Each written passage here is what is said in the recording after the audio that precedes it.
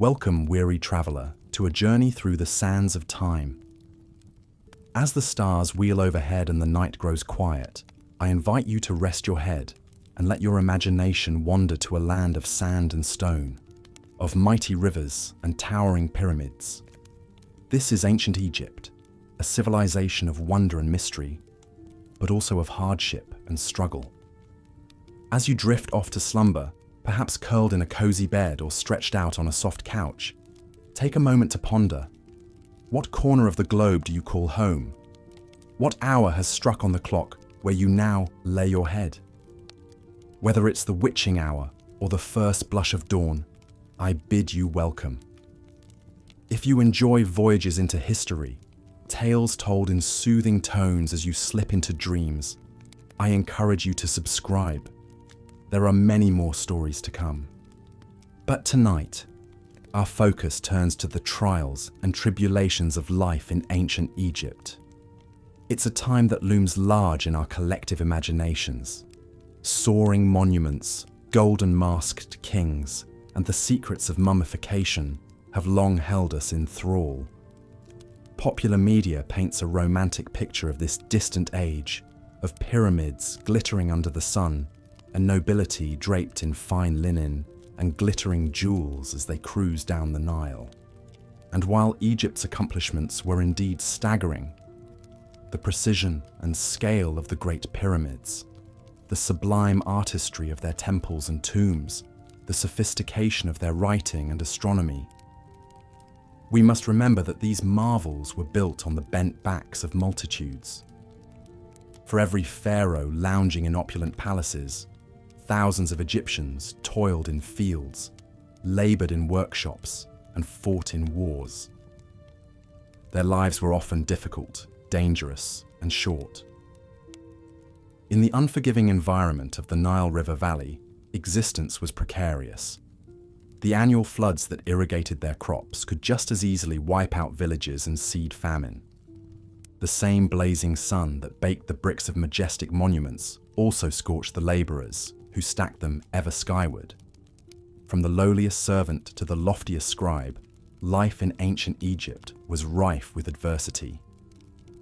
So join me as we part the curtains of romance and nostalgia and glimpse the stark realities faced by the men and women who built and sustained this dazzling civilization.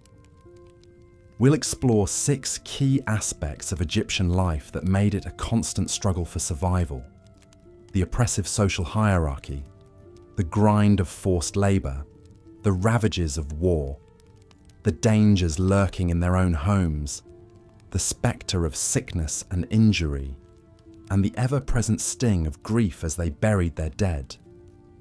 Along the way, we'll zoom in on individual lives and stories, putting human faces to the grand sweep of history. We'll see mighty pharaohs facing crises that shook the foundations of their authority, but also humble craftsmen and farmers striving to provide for their families against steep odds.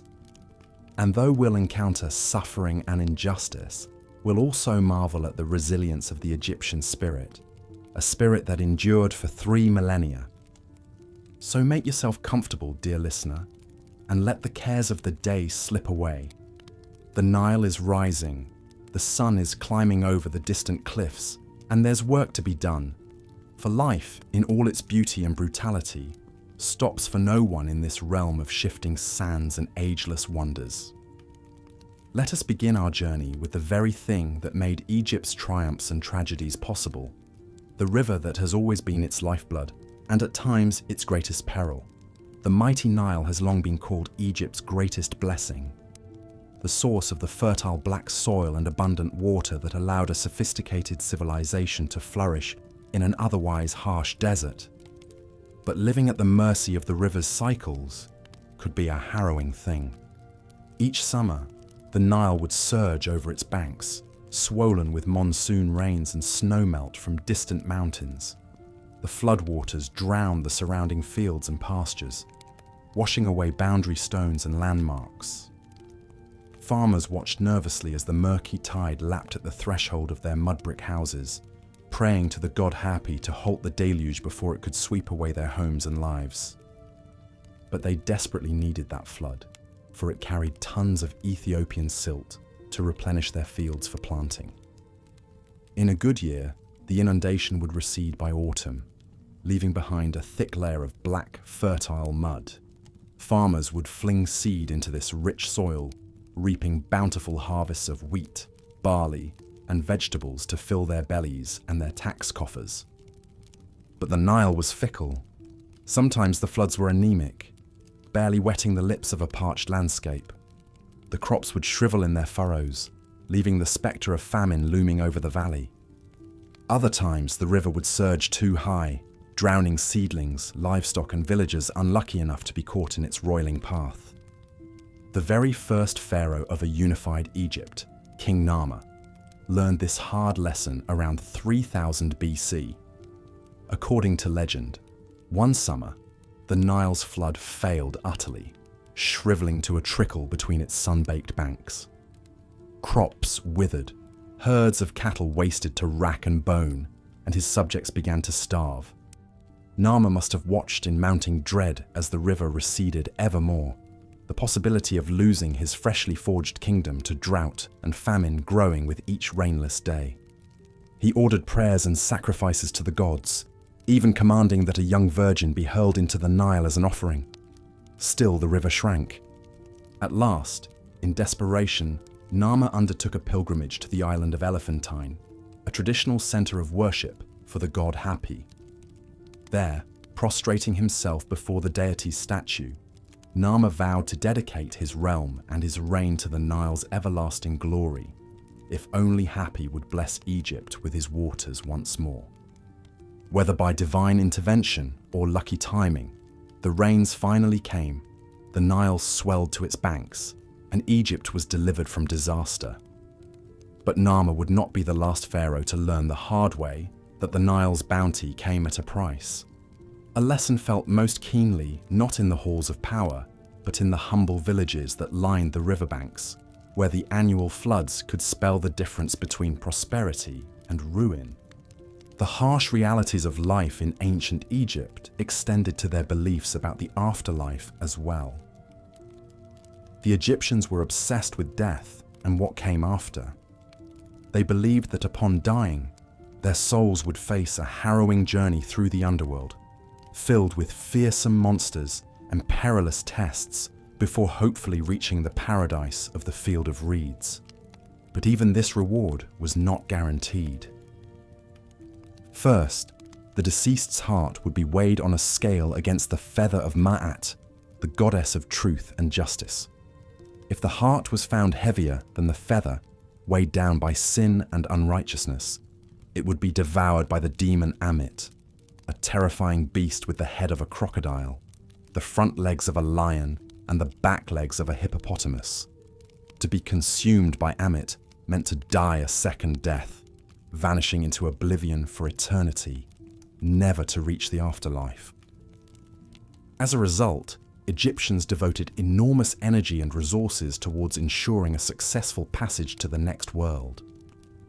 Tombs and burial chambers were painstakingly prepared and stocked with grave goods like food, furniture, jewelry, and servants, all the necessities and luxuries they would need for eternity.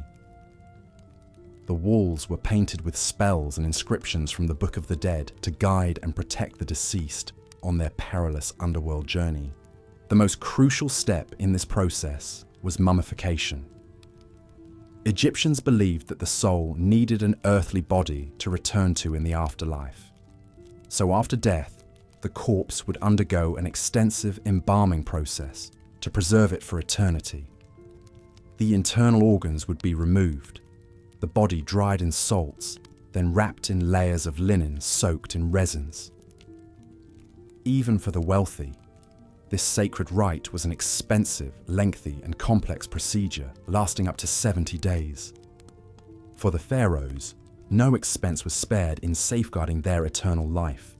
Perhaps the most extravagant example was King Tutankhamun, the famed boy king who ruled in the 14th century BC.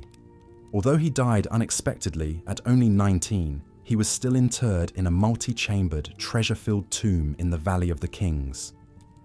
Over 5,000 precious objects were buried with him, including 6 chariots, thrones, jewelry, statues, furniture, clothes, and weapons, not to mention the magnificent nested coffins and golden death mask. When Howard Carter unsealed Tutankhamun's tomb in 1922, the dazzling golden treasures captivated the world. But they also reflected the Egyptians' endless efforts to secure their fragile shot at eternal life. And Tut was just a short-lived minor king. Imagine what must have been buried with the great pharaohs like Khufu, Amenhotep III, and Ramses II, who ruled for decades. Sadly, most of their tombs were looted in antiquity, the precious grave goods stolen, the mummies destroyed or scattered.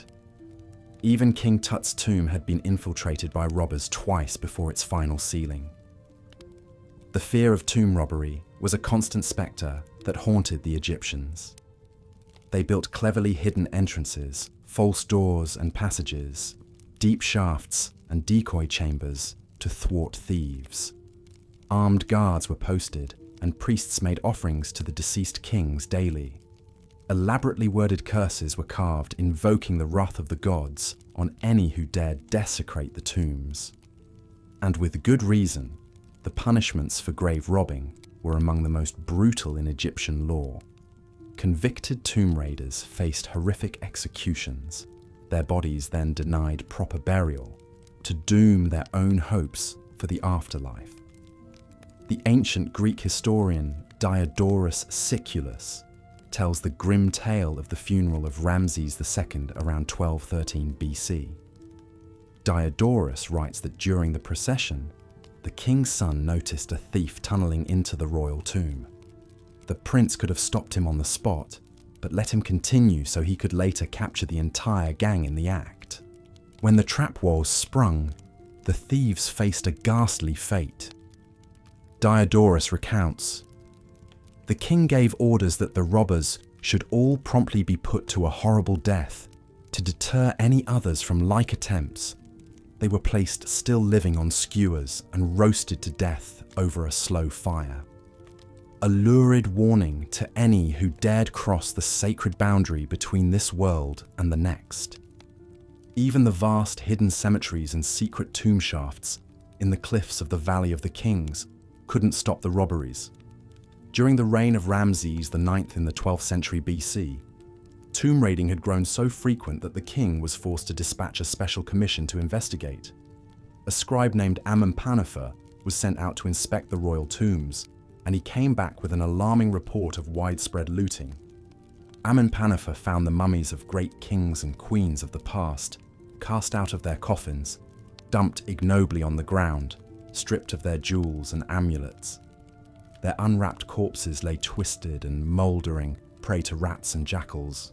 Even the mummy of the mighty Ramses II had been vandalized, his onyx and precious stone eyes pried out by greedy hands. The investigators rounded up scores of suspects, from lowly stone cutters and woodworkers to the mayor and high priest of Thebes. The confession of one gold worker named Amenhotep reveals the sheer audacity of the tomb robbers. He admitted, "We tunneled into the corridors of the tomb of King Sobekemsaf. We found the king's mummy within, adorned with gold and many jewels. We stripped off the gold and jewels that we found on the mummy of the god, as well as the amulets and ornaments which were around his neck. We found the royal wife likewise. We stripped off all that we found upon her too. We set fire to their mummy cases, and we stole their furniture, which we found with them, vases of gold, silver, and bronze." The robbers seemed undeterred by the risk of divine retribution or gruesome execution. The golden allure was just too tempting in a world of such scarcity and hardship. Even the sacred sleep of the pharaohs could not rest undisturbed. So perhaps the Egyptians' obsession with death was well-founded. They poured their hopes into the hereafter because their reality in this life was often so brutally unforgiving. For kings and commoners alike, the spectre of death loomed large and constant. Mummification was a desperate grasp at immortality, and the lavish tombs a priceless insurance policy for a peaceful eternal rest after a lifetime of toil and uncertainty. But in the end, not even the mummies were safe from the long hand of grave robbers and the unrelenting hardships of life along the Nile. The afterlife was the ancient Egyptians' only refuge from the cruelties of this world. And even that was a gamble not all would win. But Tutankhamun, at least, rested undisturbed for over 3,200 years until Howard Carter made his famous discovery. And now, the boy king lives again, immortalized in an exhibit seen by millions, a gilded relic from a harsher age. And so, as we drift off to sleep tonight, in the comfort of our modern lives, we can appreciate the immense distance between our world and theirs, and marvel at what the Egyptians endured in their eternal reach for life everlasting on the shifting sands of the Nile. Life in ancient Egypt was fraught with uncertainty, hardship, and brutality. Even for powerful pharaohs like Thutmose III, who reigned in the 15th century BC, danger and struggle were never far away. Thutmose III was one of Egypt's greatest warrior kings, leading at least 17 military campaigns during his reign. He fought relentlessly to expand Egypt's empire and secure its borders against rival powers. The Egyptians' most formidable foe during this time were the Canaanite city-states in modern-day Syria and Palestine. After decades of growing Canaanite power, Thutmose III decided a reckoning was in order. In the spring of 1457 BC, he marched his armies out of Egypt and into Canaan to confront his enemies. But campaigning was a difficult and dangerous undertaking, even for a pharaoh. Thutmose and his men faced grueling marches through the scorching Sinai desert. Water was scarce, and heat exhaustion took a heavy toll. When they finally reached the hill country of Canaan, Thutmose found his enemies waiting at the city of Megiddo. The Canaanites had gathered a massive coalition army, with thousands of infantry and hundreds of chariots. They occupied a strong position, with the steep slopes of Mount Carmel protecting their flanks. Thutmose had a strategic decision to make. He could take the easy route and march around the mountain, avoiding the enemy's strongpoint, but giving them time to escape. Or he could take the risky path, a narrow, winding mountain pass that led directly to Megiddo. It would mean squeezing his entire army through a tight canyon where they could be easily ambushed. In a daring gamble, Thutmose chose the direct route. As the Egyptians threaded their way through the pass, the Canaanites attacked. Arrows, sling stones, and boulders rained down from the cliffs above. Men and horses screamed as they were struck, the narrow defile turning into a killing zone. But Thutmose urged his army forward.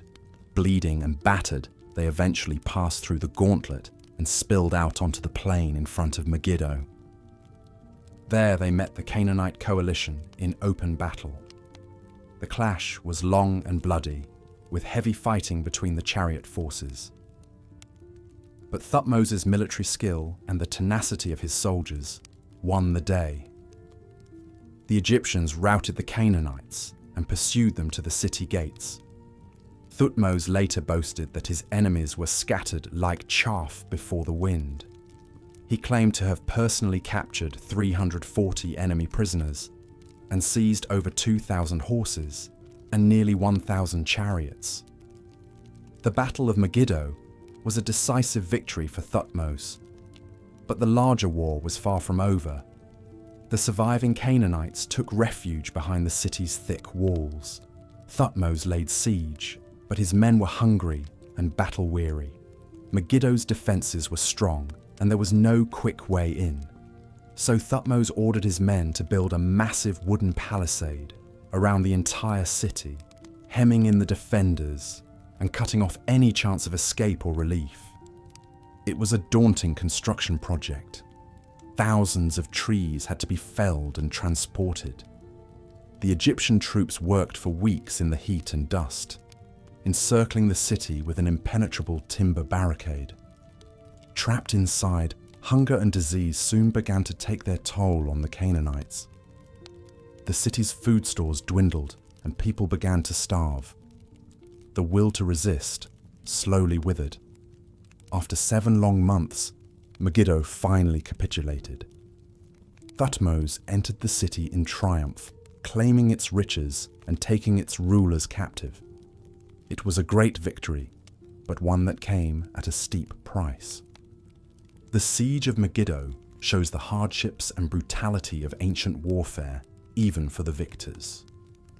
During the long months of encirclement and bombardment, Thutmose's men faced short rations, sickness, and enemy raids. They were far from home, camped in an enemy land, not knowing if they would live to see their families again. Even in triumph, they had to cope with the aftermath, rotting corpses, devastated fields, and the haunting memories of close combat. Such was the cost of creating and maintaining an empire. After Megiddo, Thutmose would go on to conquer many more Canaanite cities, extending Egypt's dominion all the way to the Euphrates River. But as his power grew, so did the strains on his country. Endless campaigns meant that farmers were taken away from their fields and artisans from their workshops for months or years at a time. The flow of tribute from conquered lands enriched the royal treasury, but it didn't necessarily improve the lives of the common people. In fact, the burdens of empire often fell heaviest on those at the bottom of the social ladder. The constant need for manpower led to an increase in forced labor and conscription. For the average Egyptian, being drafted into the army or a royal work gang was a deeply traumatic experience. It meant leaving behind family and home, marching hundreds of miles on foot, and enduring the dangers and drudgery of military life. Hand-to-hand combat was a terrifying prospect, but so was falling victim to dysentery or heat stroke. For many recruits, the greatest danger was simply being worked to death. We get a glimpse of this reality from ancient sources like the tomb inscription of Amenemheb, an army officer who served under Thutmose III. Amenemheb recounts the hardships of campaign, from crossing crocodile-infested rivers to marching through wind-whipped desert sandstorms. He describes a grisly battle against the Nubians, in which his unit had to clamber over piles of enemy corpses to storm a fortress. In another gruesome passage, he tells of how Thutmose ordered the severed hands of slain foes to be piled before him as a grim accounting of the day's killing. Such ghastly tallies were par for the course in Egypt's wars of conquest. After one campaign, Thutmose had his scribes catalogue the various body parts he'd harvested from the battlefield: 1,692 hands, 29 penises, and so on. These were the bloody receipts of empire, used to proclaim the king's power and cow his enemies into submission. But they also reflect the pitiless brutality of the age. For those caught up in the gears of the pharaoh's war machine, life was often nasty, brutal, and short. Of course, it wasn't just soldiers who bore the brunt of imperial aggression. The inhabitants of conquered lands were also treated with great cruelty. Cities that resisted were burned, their people murdered or enslaved. Prisoners of war were beaten, tortured for information, and often executed to send a message. We can see this in a passage from the Annals of Thutmose III, which describes the fate of a rebellious Canaanite ruler. His Majesty captured the city of Joppa. He carried off its chief, his wife, his children, and all his possessions. He razed the city, sowed it with barley. As for its chief, he hung him up in front of the city that had been his. Thutmose was sending a clear warning: defy the pharaoh and you will suffer the most horrific consequences. Such terroristic spectacles were meant to instill obedience through raw fear. And for many of the downtrodden people of Canaan, they were brutally effective. The yoke of Egyptian imperialism would weigh heavy on the region for centuries to come. But despite their warrior king's long list of triumphs, the average Egyptian saw little benefit from all this bloodshed. Most remained mired in poverty, toiling as peasant farmers or laborers on state projects. The great monuments built to glorify the kings were often stained with the sweat and blood of the poor. Even in times of peace, life was a struggle for survival. And that struggle began from the moment of birth. For an ancient Egyptian child, the odds of living to see adulthood were crushingly slim. It is estimated that as many as 1 in 3 infants died before their first birthday. Those who made it out of infancy still had to run a harrowing gauntlet of malnutrition, accidents, infections, and parasites. Only about half of children lived past the age of 5. The evidence can be found in the cemeteries of ancient Egyptian villages, where tiny graves are heartbreakingly common. Childbirth itself was fraught with danger for both mother and child. Without modern medicine, many women died in labor from hemorrhage, eclampsia, or obstructed birth. Midwives used a variety of spells and ritual techniques that probably did little to improve outcomes. If a baby was stuck in the birth canal, the mother's life would be prioritized. The fetus might be dismembered in the womb with sharp instruments to allow extraction, a horrific practice that was nonetheless a common last resort. Even royal women were not immune to these dangers. Several of Thutmose III's own wives and daughters are known to have died in childbirth, including his eldest daughter Neferura. The grieving pharaoh had to bury his child in a lavish but tragically small sarcophagus in the Valley of the Kings. Such infant and childhood mortality was so rampant that Egyptians often avoided naming their babies for the first few months of life. They feared becoming too attached to a child who might soon perish. From birth to death, the spectre of loss and suffering loomed large. For bereaved parents, the experience was clearly traumatic, and it left a deep imprint on Egyptian culture. The Egyptians believed that the dead needed to be provisioned for the afterlife, so even the youngest children were often buried with miniature combs, pots, and toy figurines. These poignant grave goods reflect the effort to care for the child's spirit, even after death had cruelly intervened. In some cases, infants were mummified with the same lavish care given to adults. We know of a case from the city of Hawara in which a young mother died in childbirth along with her baby. Someone took great pains to mummify the two together, posing the infant at its mother's breast, as if peacefully nursing. It's a touching scene, but also a tragically common one. The fact that the Egyptians developed such elaborate mortuary practices for children speaks to the omnipresence of child death in their society. Those children lucky enough to survive infancy still faced many perils and hardships. Most were put to work at a very young age, helping in the fields, tending livestock, or learning a craft. Education was a rare privilege, limited to the children of the elite. For most commoners, life was a constant struggle to avoid hunger, to pay taxes, to placate the demands of their overseers and landlords. This precarious existence could be upended at any moment by events beyond the individual's control. The Nile's annual flood was the engine that drove Egyptian agriculture, but it was an unreliable and sometimes destructive master. If the waters rose too high, they could wash away entire villages, drowning people and livestock.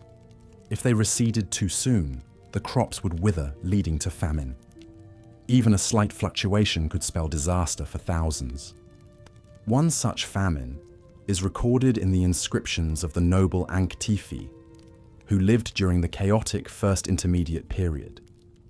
Ankh-Tifi describes a time of soaring grain prices, rampant looting, and starving peasants from the north invading his province in search of food.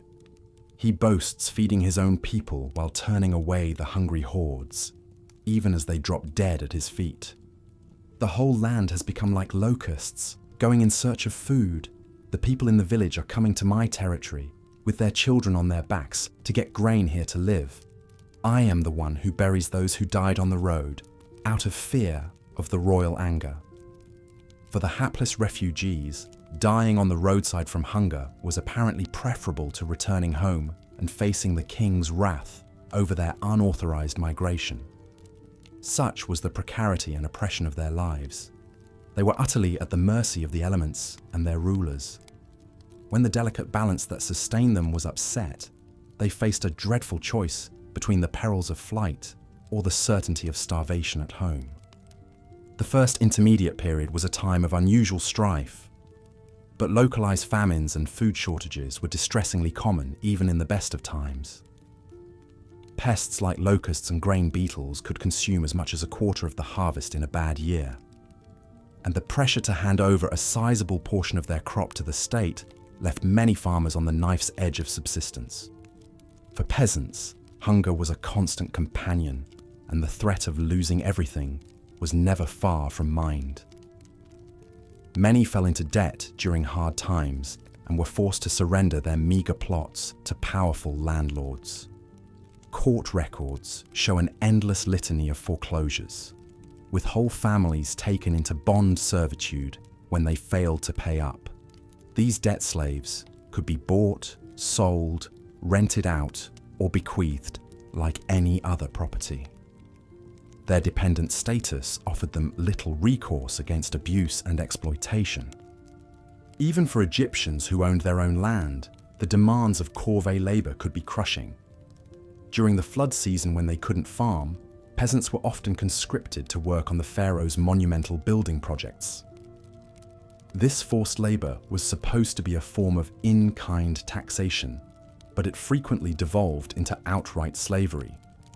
The work itself was backbreaking, hauling heavy loads of mud and stones under the scorching sun. Men dropped from exhaustion, crushed by falling blocks, or simply worked to death. We can see the human toil behind the great monuments in the ruins of the workers' village near the Giza pyramids. Skeletons found there show severe arthritis, especially in the lower vertebrae, a sign of long hours spent bent under heavy loads. Many have fractured limbs that healed crookedly, a mark of inadequate medical care. One poignant burial contains a couple still holding hands, united in death as they probably were in life's hardships.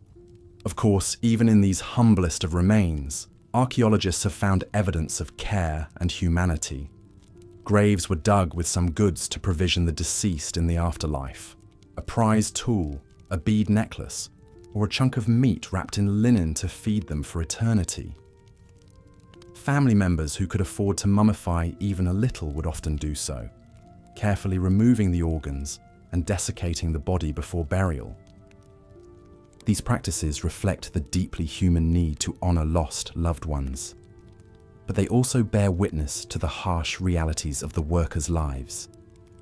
In one mass grave at Giza, piled haphazardly with the skeletons of laborers, Egyptologists found the remains of a woman still clutching her infant child.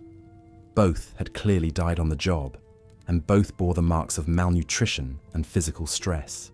They were unnamed cogs in the pharaoh's great machine, worked to the point of collapse, and then buried with little ceremony in the shadow of the monuments they gave their lives to build. So for all its glories and wonders, life in ancient Egypt was often nasty, brutish, and short, especially for those at the bottom of the great social pyramid. They faced a constant struggle against the elements, backbreaking labor, hunger, disease, and a rigid hierarchy that kept them in their place. Even many nobles and priests led lives of surprising precarity, always jockeying for position and favor, always in danger of losing status through the political or supernatural displeasure of the king. Perhaps that is why, despite their reputation for conservatism, the Egyptians displayed a remarkable fascination with the transgressive and chaotic. The tombs of the elite are filled with images of animals and humans behaving in strange, unnatural ways, cats herding geese, mice waging war on cats, animals acting as humans, and humans as animals. Such scenes are often humorous, but they also evoke a world turned upside down, where the iron rules of Mayat, or cosmic order, have broken down. One darkly comic papyrus satirically depicts the gods as a fractious and petty bunch, getting drunk at a banquet and hurling insults at one another. In this topsy-turvy vision, the sun god Ra casually orders his divine guests flayed, and their skins used to make a nice pair of sandals. Such irreverent stories allowed the Egyptians to safely transgress the sacred order, to imagine, if only for a moment, a different reality, not bound by the often pitiless logic of Maat. Even the Egyptian concept of the afterlife bears the imprint of their uniquely precarious existence. In a world where starvation and death were always close at hand, the field of reeds offered an inverted mirror image, an idealized landscape of lush crops and eternal bounty, where no one ever went hungry or suffered pain. But this afterlife was not guaranteed. It had to be earned through proper observance of rituals and obedience to the gods and the king. And even for those judged worthy, the path to paradise was harrowing. The deceased had to undertake a dangerous journey through the underworld, evading lakes of fire, pits of snakes, and the slavering jaws of the monstrous devourer. They had to recite the right spells and muster a small army of protective amulets and figurines. Only then could their heart be weighed on the scale against the feather of truth. If it balanced, they were admitted to the field of reeds. But if their heart was heavy with sin, it would be tossed too. The Egyptian civilization is also renowned for its remarkable medical knowledge and practices for the time. The ancient Egyptians had a surprisingly sophisticated understanding of the human body and developed advanced treatments for various ailments. However, despite their progress, Egyptian medicine was still quite primitive by modern standards, and many procedures were gruesome ordeals for patients. Much of what we know about ancient Egyptian medicine comes from a fascinating document known as the Edwin Smith Papyrus. Dating back to around 1600 BC, this ancient medical text details 48 surgical cases and provides incredible insights into the practices of Egyptian physicians. One particularly striking case describes a complex cranial surgery performed on a patient with a severe skull fracture. According to the papyrus, a man was brought to the physician with a compound comminuted fracture of the skull. In layman's terms, this means the poor man had a crushed skull with multiple bone fragments. The ancient surgeon first carefully examined the wound, probing the fracture with his fingers to assess the damage. In a procedure that would make even the bravest among us cringe, he then painstakingly extracted the broken bone shards from the man's head using primitive surgical tools. Keep in mind, this surgery was performed without the benefit of anesthesia or sterile techniques. The excruciating pain and risk of infection the patient faced is almost unimaginable, yet somehow he survived the procedure. The Edwin Smith Papyrus goes on to describe how the wound was disinfected with honey and bound with fresh meat as a kind of poultice. Miraculously, the patient recovered, and the papyrus declares, "Thou shouldst say concerning him," one having a gaping wound in his head penetrating to the bone and perforating the sutures of his skull. While this story certainly attests to the skill of ancient Egyptian surgeons, it also highlights the brutality patients endured. In an age without pain relief or antibiotics, even routine medical treatments were often agonizing ordeals. Egyptian physicians relied on a variety of primitive remedies, such as burning, leeching, and bloodletting, that undoubtedly caused great suffering. The Edwin Smith Papyrus contains many other harrowing cases that reveal the harsh realities of ancient medicine. Alongside the cranial surgery, it details procedures for treating crushed vertebrae, broken collarbones, and deeply lacerated flesh, all with rudimentary tools and techniques. It even includes a case of a patient kicked by a horse who almost certainly died from his injuries.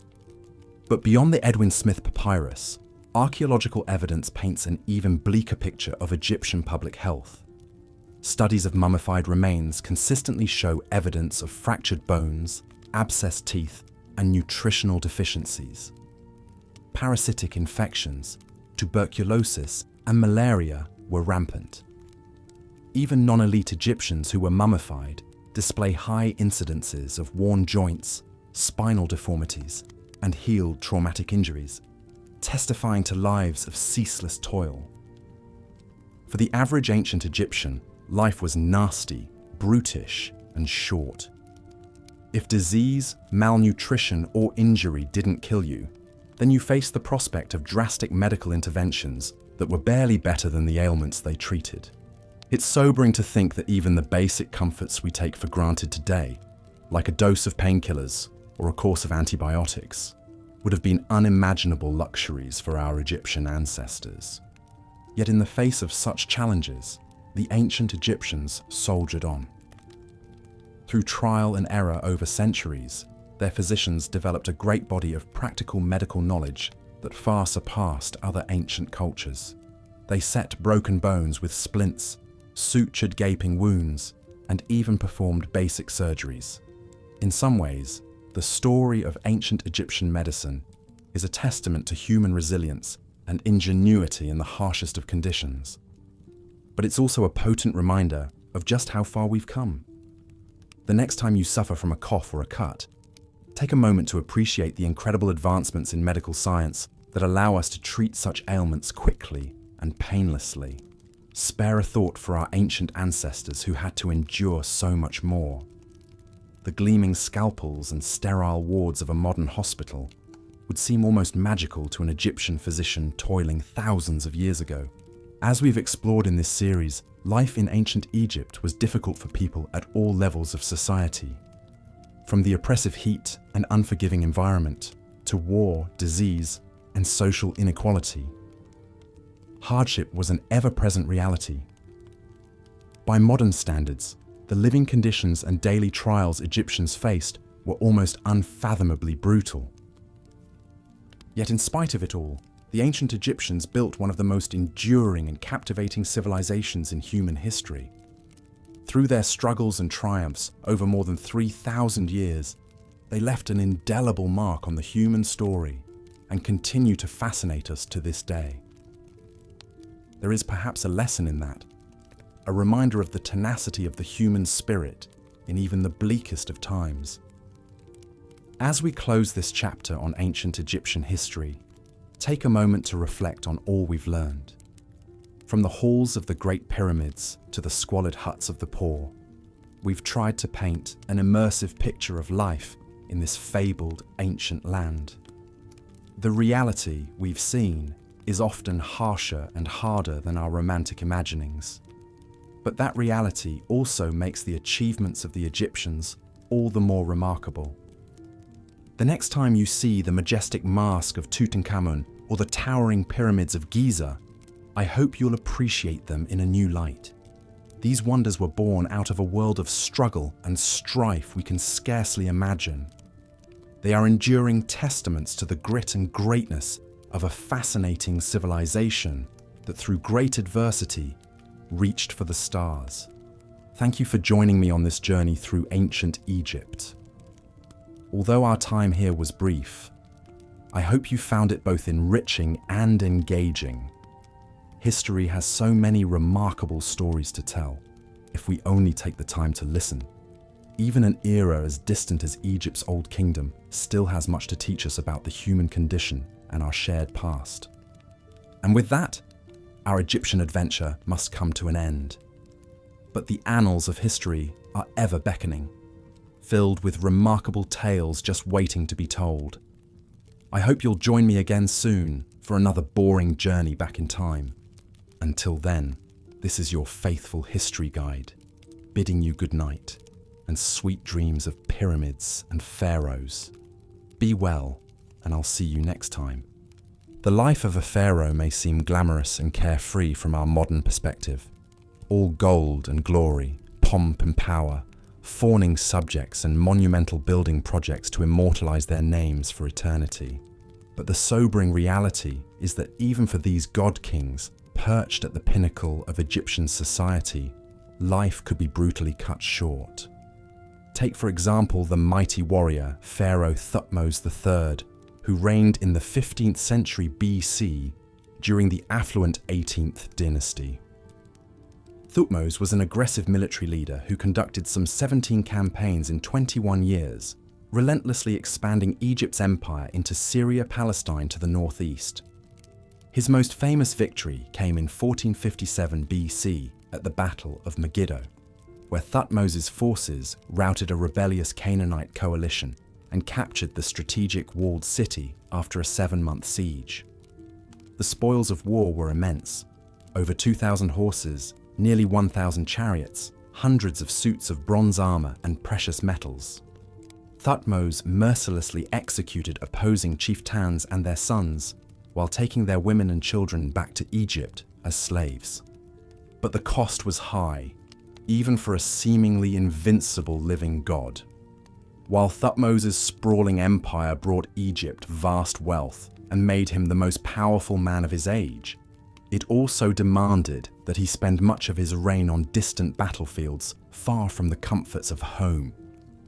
Soldiering in ancient times was a harsh existence, marching for weeks in the scorching desert sun, wearing heavy bronze armor and wielding cumbersome weapons like spears, axes and shields in chaotic hand-to-hand combat.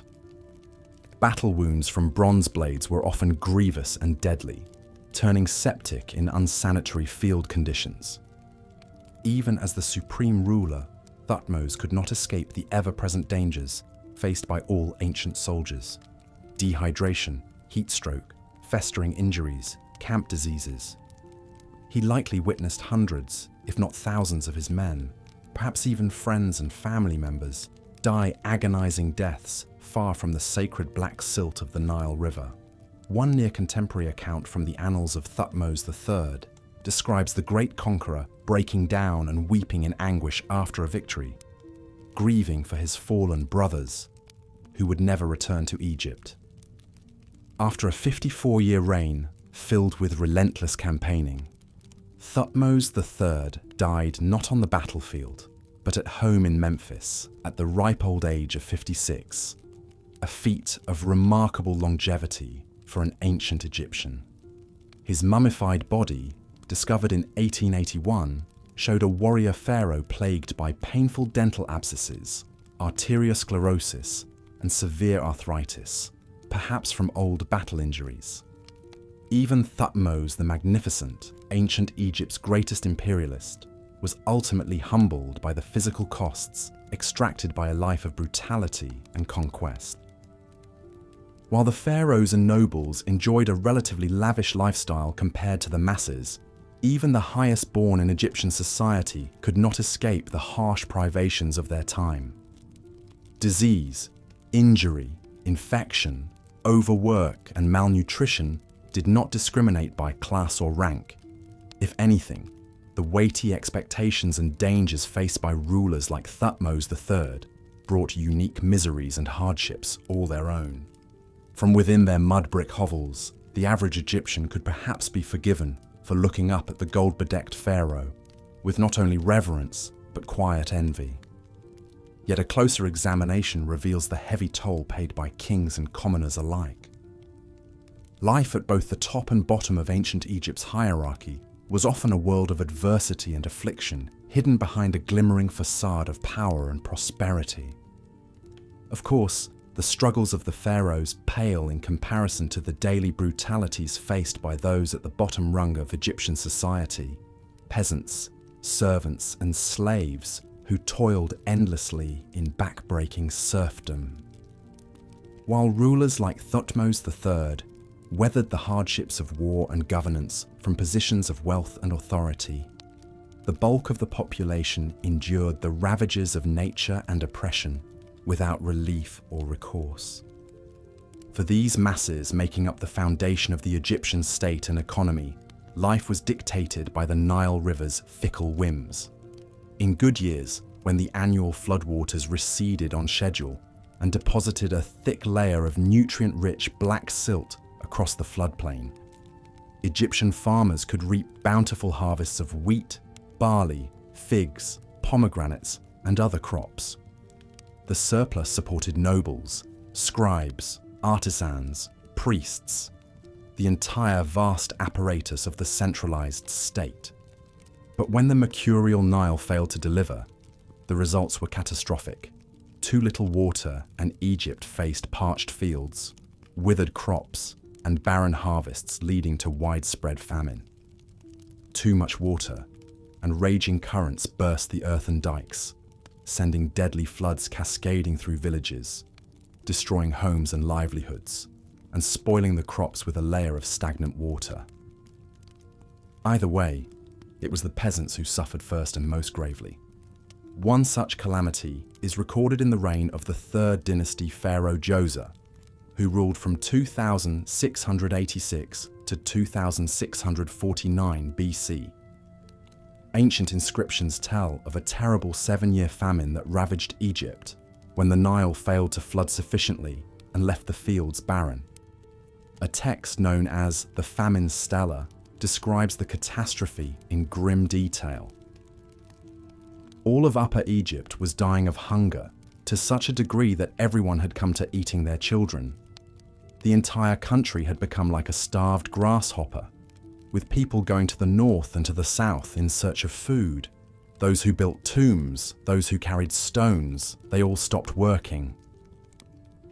During this time when the Nile was empty, the pharaoh was forced to open the royal granaries and import food from neighboring regions to prevent mass starvation and total societal collapse. But many still perished from hunger and the accompanying disease. The Palermo stone, an ancient Egyptian annal, bluntly lists a death toll of uncountable multitudes lost to the famine's grim embrace. Even in less extreme times, the threat of scarcity and starvation always lurked just one poor harvest away. Peasant families, who made up some 80% of the population, lived in small, cramped dwellings of mud and reeds, subsisting on a meager diet of bread, beer, onions, lentils, and dried fish. Sanitation was primitive at best, fostering rampant disease. Child mortality was appallingly high, with perhaps half of all infants dying before their first birthday from malnutrition and infection. From childhood, most Egyptians faced a lifetime of dawn-to-dusk drudgery in the fields, the construction sites, the quarries and mines. Agriculture was especially backbreaking under the relentless desert sun, planting and harvesting the wheat, barley and flax by hand, operating crude wooden plows and hauling buckets of water from the Nile to irrigate the crops. All this for the privilege of handing over a sizable portion to the state as taxes in kind. During the inundation season, peasants not tending animals were often conscripted into forced labor gangs to toil on ambitious public works projects ordered by the pharaohs. The most famous of these were, of course, the massive pyramids erected as eternal resting places for the Old Kingdom rulers. The first and largest was the Great Pyramid of Giza, built around 2550 BC for the 4th dynasty pharaoh Khufu. This towering monument, originally 481 feet high and covering 13 acres, was constructed from over 2 million gigantic blocks of limestone, each weighing an average of 2.5 tons. The ancient Greek historian Herodotus claimed that the Great Pyramid required the labor of 100,000 men, working in 3-month shifts over a period of 20 years.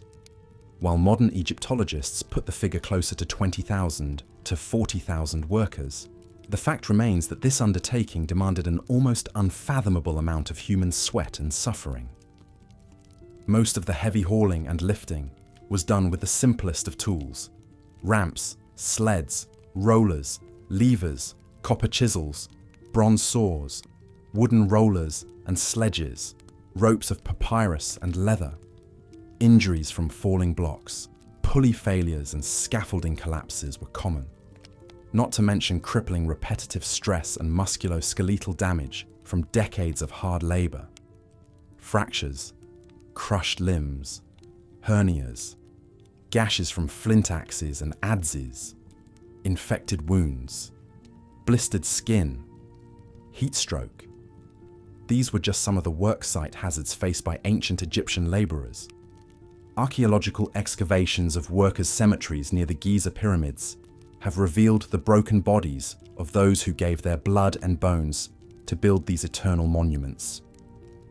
Skeletons show numerous healed fractures, severe arthritis, spinal deformities, and missing limbs, grim proof of the physical toll exacted by punishing labor.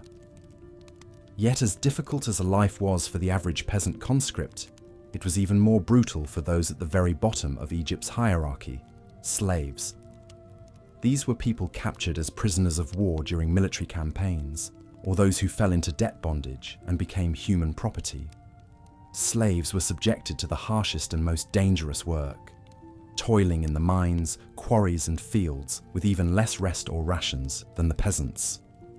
One of the most notorious sites was the gold mine of Bir Fawahir in the eastern desert.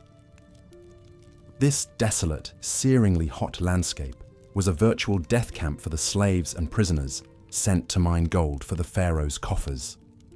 An account from the 12th dynasty reign of Amenemhat III, circa 1860 to 1814 BC, describes the hellish conditions in visceral detail.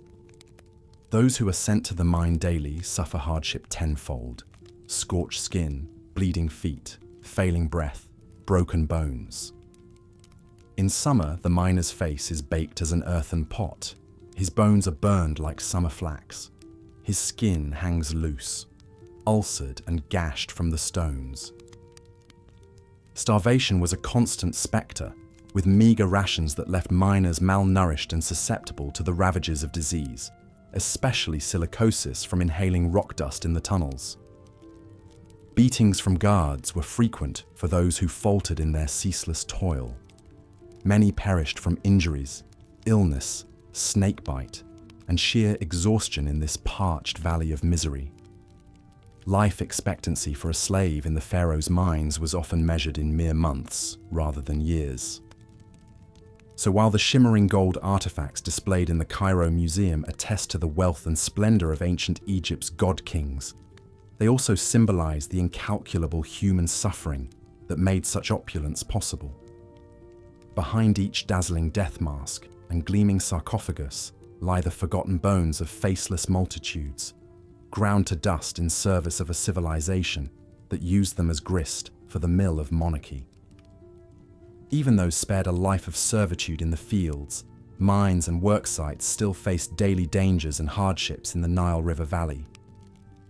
The natural environment of ancient Egypt, while bountiful, was also filled with lethal perils.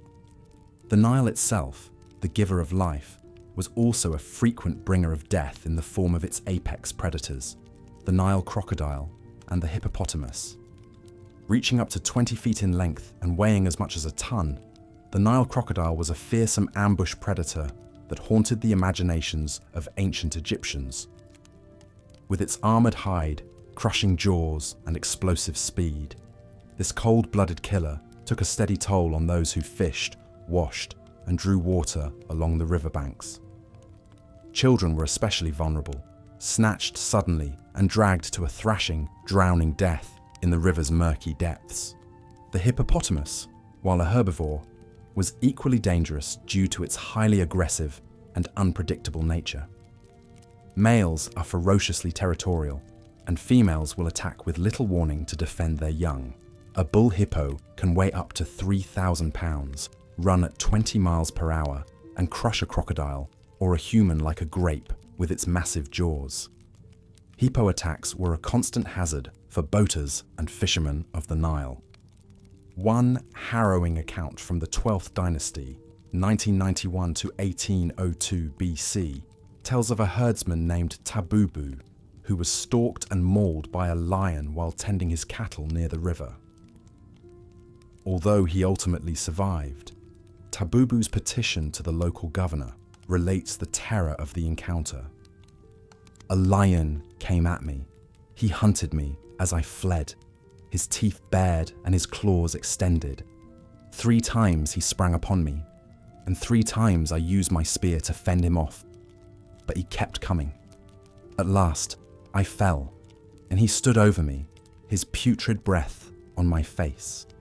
I knew my end had come, but the gods, for some reason, spared me that day."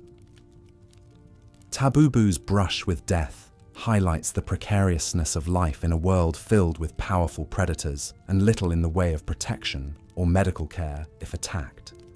Even the king of beasts was a threat to those at the bottom of society's hierarchy.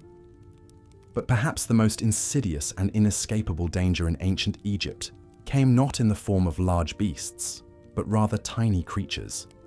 The multitude of biting insects that made life a misery for humans and livestock alike. Mosquitoes rising from the Nile's stagnant floodwaters unleashed the scourges of malaria and yellow fever. Biting black flies spread onchocerciasis, leading to blindness. Filth flies swarmed decaying waste, spreading dysentery and enteric disease. Lice and fleas infested hair, clothing and bedding, tormenting their hosts with ceaseless itching and biting. But by far the deadliest insect was the humble desert locust. When conditions were right, these voracious grasshoppers gathered into ravenous swarms of biblical proportions, darkening the skies and descending on fields to strip them bare of all vegetation in a matter of hours.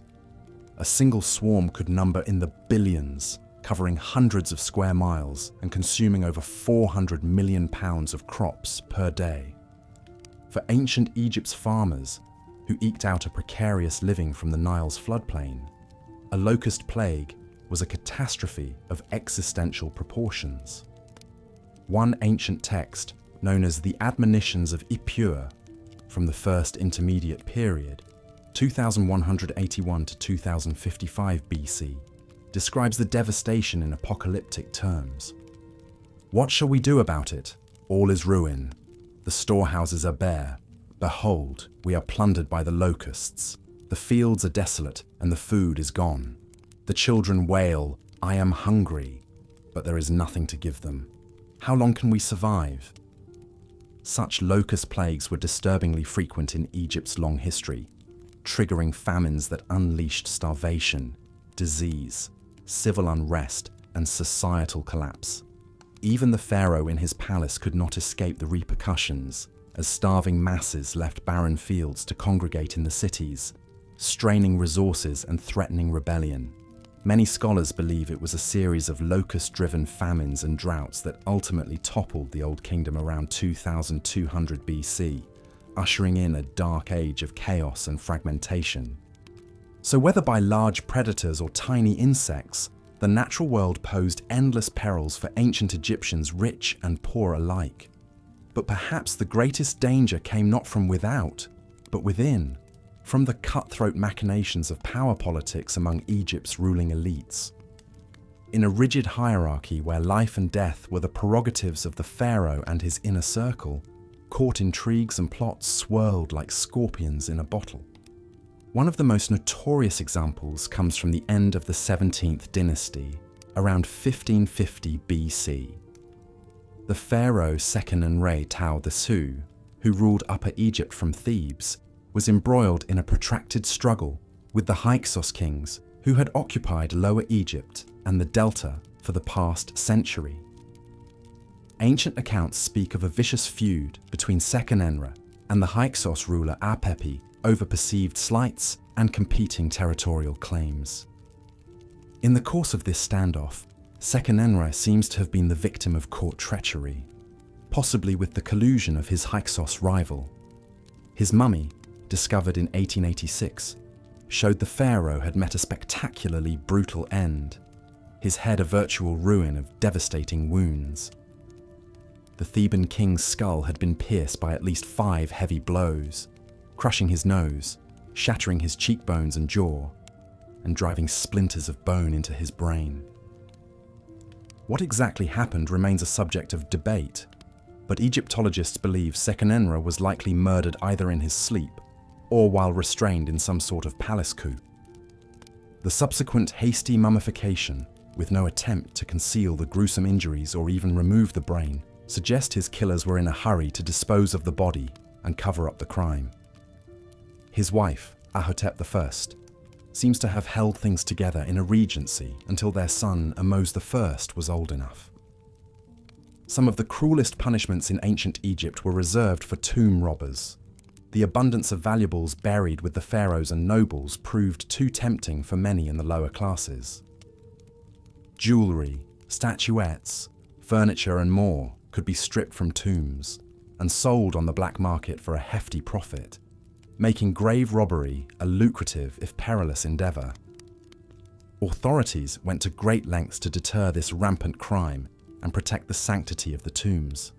Armed guards patrolled larger tombs and cemeteries.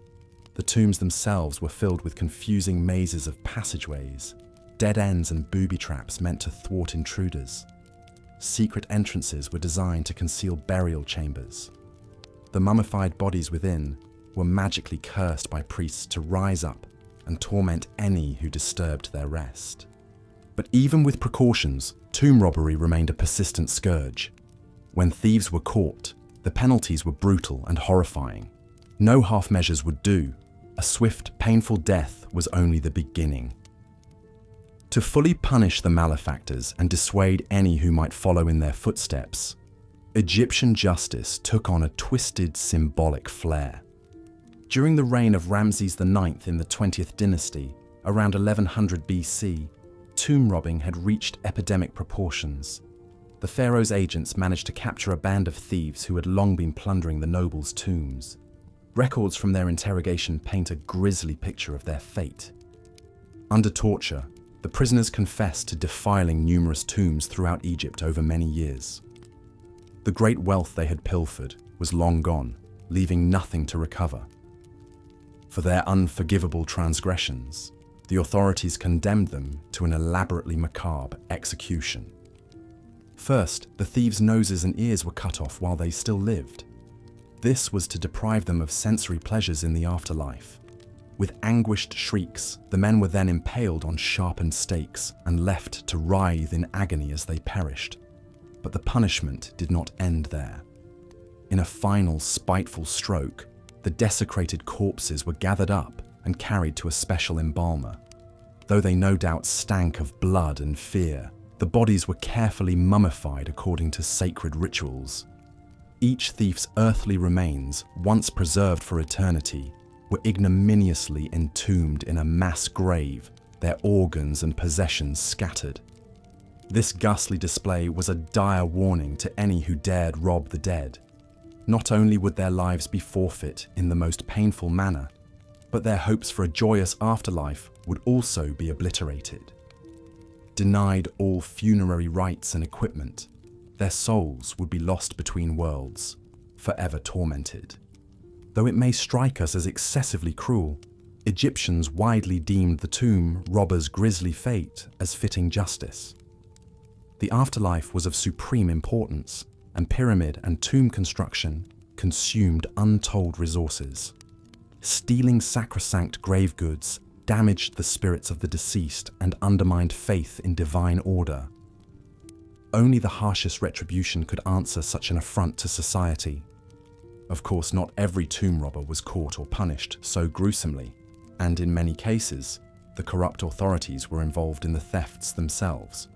But the particularly vicious treatment of this gang in Ramses, the ninth's time stands as a potent reminder of the risks that came with the lure of easy riches.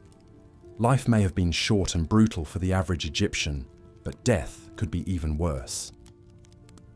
Those who transgressed in life might find themselves facing down eternal suffering rather than eternal reward. The dreadful penalties for tomb robbery were perhaps the ultimate manifestation of ancient Egypt's preoccupation with the worlds beyond. So, while great wealth and power were hoarded by the elite in gilded palaces, the threat of mutilation and damnation kept the lower classes in line. One might almost pity the thieves so hellishly executed, were it not for the sacred significance of their crimes. In a society so focused on death, perhaps no punishment could be too extreme. Even beyond the famous pyramids at Giza, ancient Egypt was a land marked by tombs. They loomed ominously across the desert as earthly portals to the spiritual realms, and they beckoned to the desperate and daring with the allure of rich plunder and the peril of unimaginable suffering. Under the pharaoh's ruthless justice, to steal from the dead was to condemn one's own soul. The grisly fates of Ramses IX's tomb robbers serves as a dark warning. In a domain where the lines between natural and supernatural so often blurred, perhaps to violate the sleep of the deceased, was to invite horror beyond mortal reckoning. Whether taken as historical fact or apocryphal tale, the execution of the tomb thieves offers another chilling glimpse into the severity of ancient Egyptian life and death. For the average Egyptian, so much of life revolved around staving off the ever-present spectres of poverty, pain, and oblivion. But even in death, there could be no escape or mercy for those who violated the sacred and social orders. In this unforgiving world of back-breaking labor and swift retribution, perhaps the only thing worse than suffering through life was facing the eternal consequences of one's earthly misdeeds. So while the magnificent monuments along the Nile still dazzle us with visions of Egypt's golden age, it pays to remember the blood and bone that supported those lofty ambitions. Behind each titanic stone was 100 forgotten tragedies. Beneath each shining treasure was an abyss waiting to consume the unlucky and the criminal. Though they could be unspeakably cruel, perhaps practices like the ghastly execution of tomb robbers were inevitable in a society so fixated on the worlds beyond. With cosmic order and immortal glory at stake, even petty crimes took on metaphysical weight. When your gods could devour your soul, what could be worse than the wrath of kings? In the final analysis, life along the Nile was perhaps little different than anywhere else in the ancient world.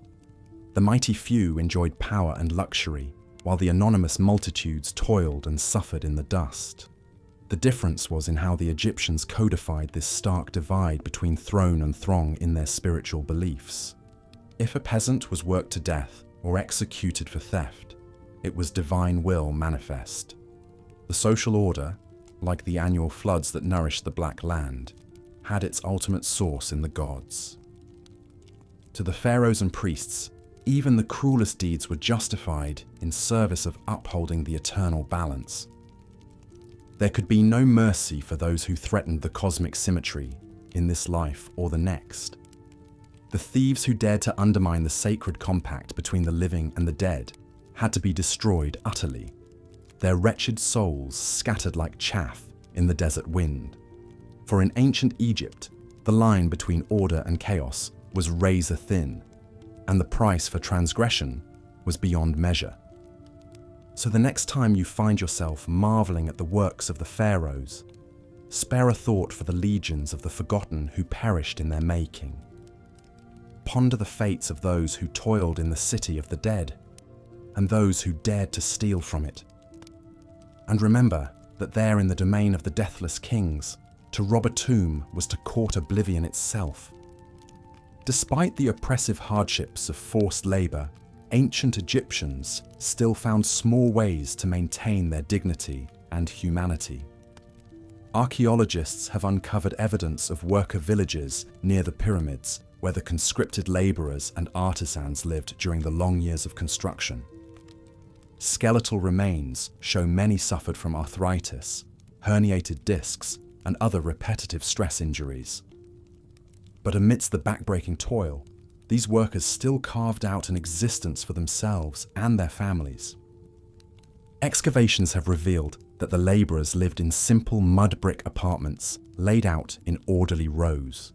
Each unit housed 4 to 8 workers, likely organized into teams. The village even included amenities like communal dining halls, breweries for making beer, and kitchens for baking the abundant bread that formed the foundation of their diet. This suggests that the workers were at least adequately fed and housed, and not simply treated like expendable slaves. We also see evidence of community and social bonds. Potsherds and limestone flakes served as rudimentary writing surfaces, and a few bare messages like "Friends forever" or "May you be well and healthy." Children's toys and carved game boards have been found, hinting at leisure time and the presence of families. And the dead were buried with care, some even with small grave goods. All of this paints a picture not of faceless drones, but of real people enduring together through difficult circumstances. The backbreaking labor in merciless desert heat must have been grueling, But within their camps, the pyramid builders could enjoy a modest meal, sip some beer, and perhaps escape their burdens for a while with a game among friends. These simple comforts probably made the difference between soul-crushing misery and a harsh but tolerable existence. Of course, their labor was still forced, and no amount of bread and beer could change the fundamental injustice of their servitude. These workers were not willing volunteers, but captives and conscripts. The term slave may be too simplistic, but they were certainly not free. Their relative privileges were ultimately still granted at the whim of the pharaoh and his officials. The ancient Egyptians had no word for freedom as we conceive of it. Even for those of higher status, one's life was always in service to the god-king and the state. The very concept of individual liberty was as foreign to their world view as the green forests of distant lands. Hieroglyphs speak of serving or following the pharaoh, but never of personal freedom. This lack of even an idea of freedom may be difficult for us to imagine, but in a world where the pharaoh was the earthly embodiment of divine rule, obedience was not just a duty, but the very purpose of one's existence. To toil and sweat in the service of the king was, in a sense, the highest calling, even if it was not a choice. From a modern vantage point, building colossal pyramids to glorify god-kings may seem like a frivolous waste of human effort. The size and grandeur of these monuments required an almost unimaginable marshalling of labor and resources. The Great Pyramid of Giza, for instance, is estimated to have taken around 20,000 workers over 20 years to complete, using more than 2 million limestone blocks, each weighing an average of over 2 tons. Multiply this by the dozens of other pyramids that stud the Nile Valley, not to mention the countless temples, tombs, obelisks, and statues, and the scale of conscripted labor over the centuries becomes staggering. Generations lived and died in service to the pharaoh's monumental visions, an edifice complex unrivaled in human history. Even as the once sharp angles eroded over the millennia, the sheer audacity and hubris of these projects endure. And yet, despite the immense cruelty and exploitation involved, there is still something undeniably awe-inspiring about the pyramids rising eternally from the desert. They are testaments to human ingenuity, skill, and sheer tenacious willpower, even if misapplied. The pharaohs may have been tyrants, but the workers who realized their fevered dreams were not mindless drones. In their own way, they achieved a kind of immortality through their creations. Admittedly, this is cold comfort to the many who suffered and died to achieve that immortality. If given the choice, most would probably have preferred to lead simple agrarian lives, tending to their crops and cattle. Instead, circumstance drafted them into lifelong servitude, hauling multi-ton blocks up an artificial mountain in the scorching heat. Their reward was not riches or fame, but perhaps a slightly larger ration of bread, a jug of beer, and a simple mud brick tomb. Yet even within these harsh constraints, they strove to fill their days with what meaning and humanity they could, however meager. In the end, their legacy is not just in the soaring monuments they left behind, but in the humble traces of their everyday struggles and fleeting joys. A crude message of friendship, a makeshift doll, a game board carved from limestone. These are the artifacts of real human lives, glimmers of light in the shadow of the pyramids. As we gaze up at the towering achievements of the pharaohs and marvel at the ancient Egyptians' architectural prowess, let us also remember the many hands that made it all possible at such a heavy cost. The true wonders of Egypt are not just the grand tombs of kings, but the quiet resilience of the laborers who endured lives of grinding hardship to build them. In their own way, they too have endured through the ages, quietly waiting for us to unearth and remember their stories. For all its beauty and mystery, ancient Egypt was a civilization steeped in exploitation from its very foundations. The unimaginable splendor of the pharaoh's courts and the golden glories of their tombs were paid for with the sweat and blood of tens of thousands. This is the dark underside of the dazzling veneer, the cost measured out in endless years of toil beneath the whips of overseers. Yet, it is a testament to the indomitable human spirit that even in the face of such oppression, people found small ways to persist and endure. In the cool shadows of mud brick huts, conscripted pyramid builders found solace in friendship, community, and the modest comforts of food and leisure. They may have been bound in service to the god-kings, but they stubbornly carved out spaces for their own humanity. These everyday Egyptians, whose names are lost to history even as the kings they served live on in eternal fame, are the real ancestors of the land. Dynasties rose and fell, the kingdoms of pharaohs flourished and faded, but the common people endured through the millennia, passing down their quiet resilience from generation to generation. In their stories of suffering and survival, we may find a more relatable and enduring legacy than in all the gold of the royal tombs. The ancient Egyptians believed that to speak the name of the dead was to make them live again. Perhaps then, simply learning about the lives of the pyramid builders and conscripted laborers is a kind of remembrance, a way to honor their struggles and their humanity across the vast gulf of time. They may not have been kings or gods, but they too have earned a place in eternity. Word count, 1231. The mummified body of the thief lay on display, a grim warning to any who would dare rob the sacred tombs of the pharaohs. Grave robbing was an epidemic during the reign of Ramses IX in the 12th century BC. Times were desperate, and many turned to plundering the riches buried with the kings of old. But the price of feeding one's family with grave goods was a horrific death. The condemned were tortured brutally to reveal the locations of their hidden loot and accomplices. Arms were twisted until they snapped. Backs were lashed into bloody shreds. Embers were pressed into bare flesh. Anything to make them talk. And in the end, they all did. Swift and terrible retribution came next. The lucky ones were simply beheaded, their severed heads mounted on pikes. Others suffered slower, crueler fates, flayed alive, impaled through the gut, or entombed in a sarcophagus with ravenous flesh-eating beetles. The bodies were then mummified and callously stuffed into the very tombs they tried to rob. These ghastly punishments may seem barbaric today, but Egyptian culture held a strong belief in eternal life after death. The pharaohs expected to enjoy forever the treasures buried with them. Stealing those grave goods didn't just deprive the kings of their wealth, it threatened their immortality. Such a sin against the gods could not go unanswered. So the mummies of the tomb robbers stood forever in the tunnels they violated, an eternal sentence. Their disfigured remains proclaimed the perils of desecrating the dead. The authorities made sure all the gory details spread through the kingdom to discourage other would-be thieves. Life may have been desperate for the peasants of ancient Egypt, so poor they would risk even the pharaoh's curse.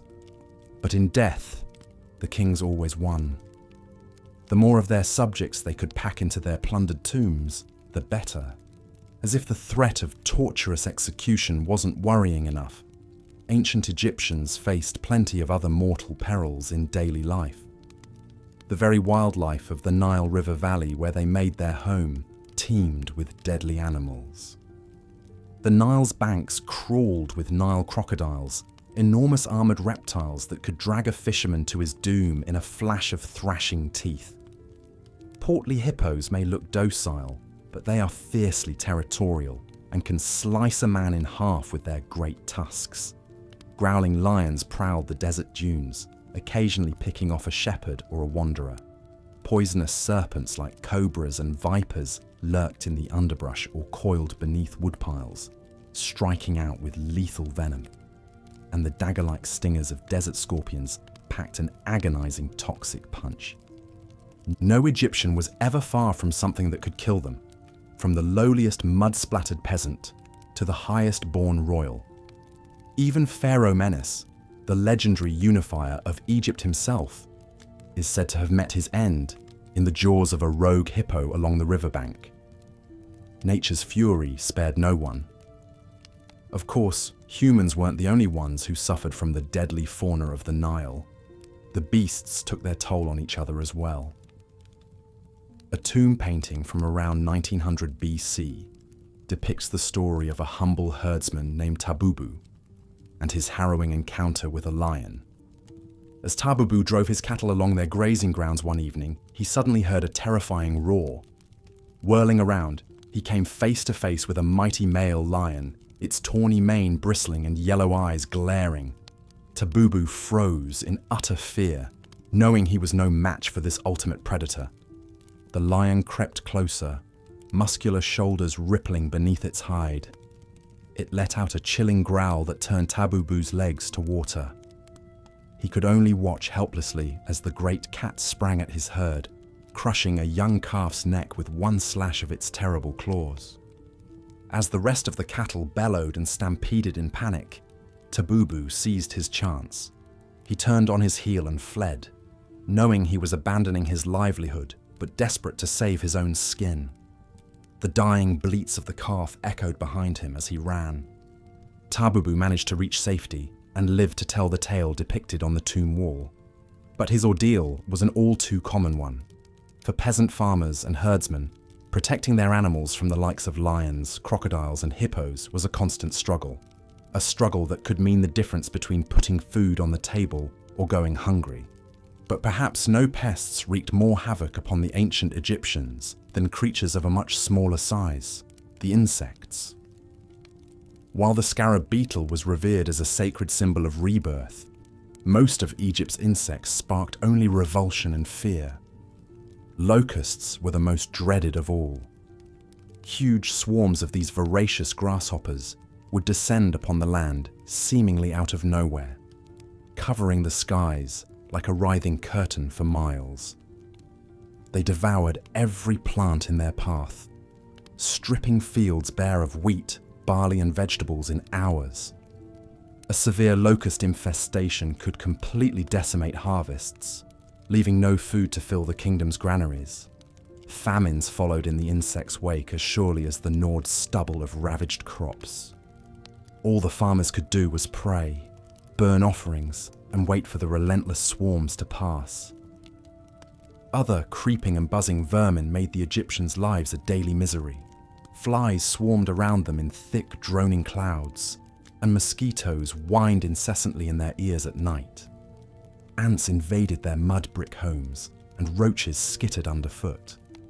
Lice and biting fleas tormented their skin, and intestinal worms robbed their bodies of precious nutrients. All these parasitic pests not only made for constant discomfort, they spread disease.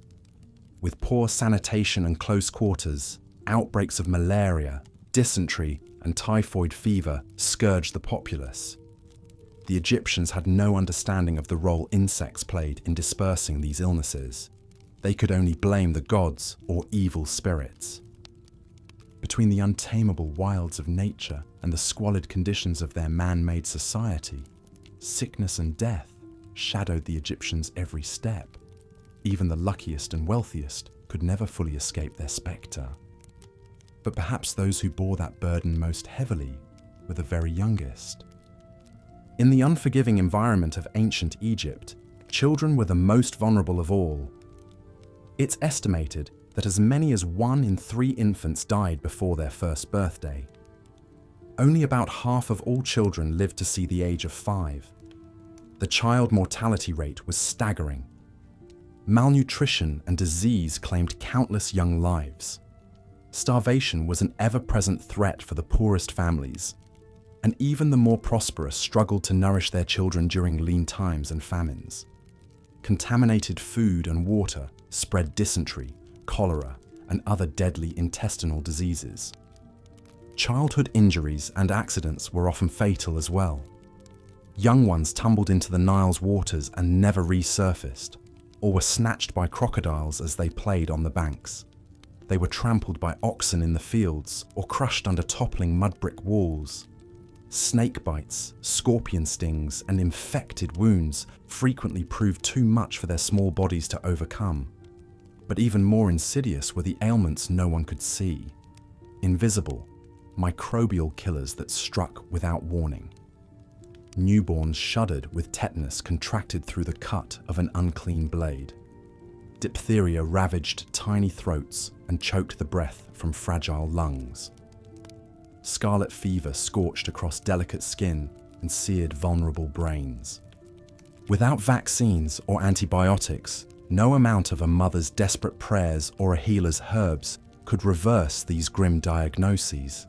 Parents were left clutching, cooling, lifeless forms to their chests, keening their grief to an indifferent sky.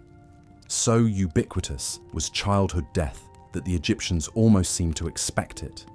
Many didn't name their babies for months after birth, perhaps to spare themselves even greater heartache when the near-inevitable loss occurred. Children weren't seen as full members of society until around the age of 5 or 6, when their odds of survival finally improved. For those youths who did endure, there was little time to celebrate. As soon as they were able, most children were put to work alongside their elders. Farmers' sons followed their fathers into the fields. Daughters helped their mothers grind grain, carry water, and tend to younger siblings. In artisans' workshops, nimble young fingers wove flax into linen and shaped clay on the potter's wheel. Among the poorest families, children as young as 5 could be sold into servitude to pay off their parents' debts. They might labor as unskilled workers on the pharaoh's building projects, hauling bricks and buckets of sand bigger than they were. Or they would be sent to toil in a noble's home, sleeping on the kitchen floor and scrubbing, fetching and serving from dawn to dusk. This backbreaking labor took a harsh toll on growing bodies already weakened by malnourishment and illness. Many children bore evidence of severe anemia, stunted growth, spinal deformities, and degenerative joint diseases. Others lost fingers, toes, or limbs to infected wounds and fractures that never healed right. But perhaps most poignant are the rare archaeological finds that attest to the love behind the loss. In the ruins of the workers' cemetery at Deir el-Medina, a child-sized mummy was discovered, still clutching a beloved toy carved in the shape of a cat. A baby buried with a rattle fashioned from a turtle shell, so they would never feel alone. Heartbreakingly small skeletons were unearthed, still enfolded in their weeping parents' arms, interred together for all eternity. Delicately painted wooden coffins held the fragile remains of infants, commissioned despite the crushing poverty of their bereaved families. These whispering remnants remind us that no matter how long ago they lived, these were parents who adored their children. Each of these burials represents a life cut monstrously short and a grief too heavy to ever fully leave behind. The ancient Egyptians may have had no choice but to carry on in the face of such staggering childhood mortality. But the pain of a parent who has had to lay their precious child into the dust is timeless and unending. But tragically, once an Egyptian managed to survive the perils of childhood, the dangers of growing up still weren't over. As children developed into puberty, the grim threat of death in childbirth reared its ugly head for half the population.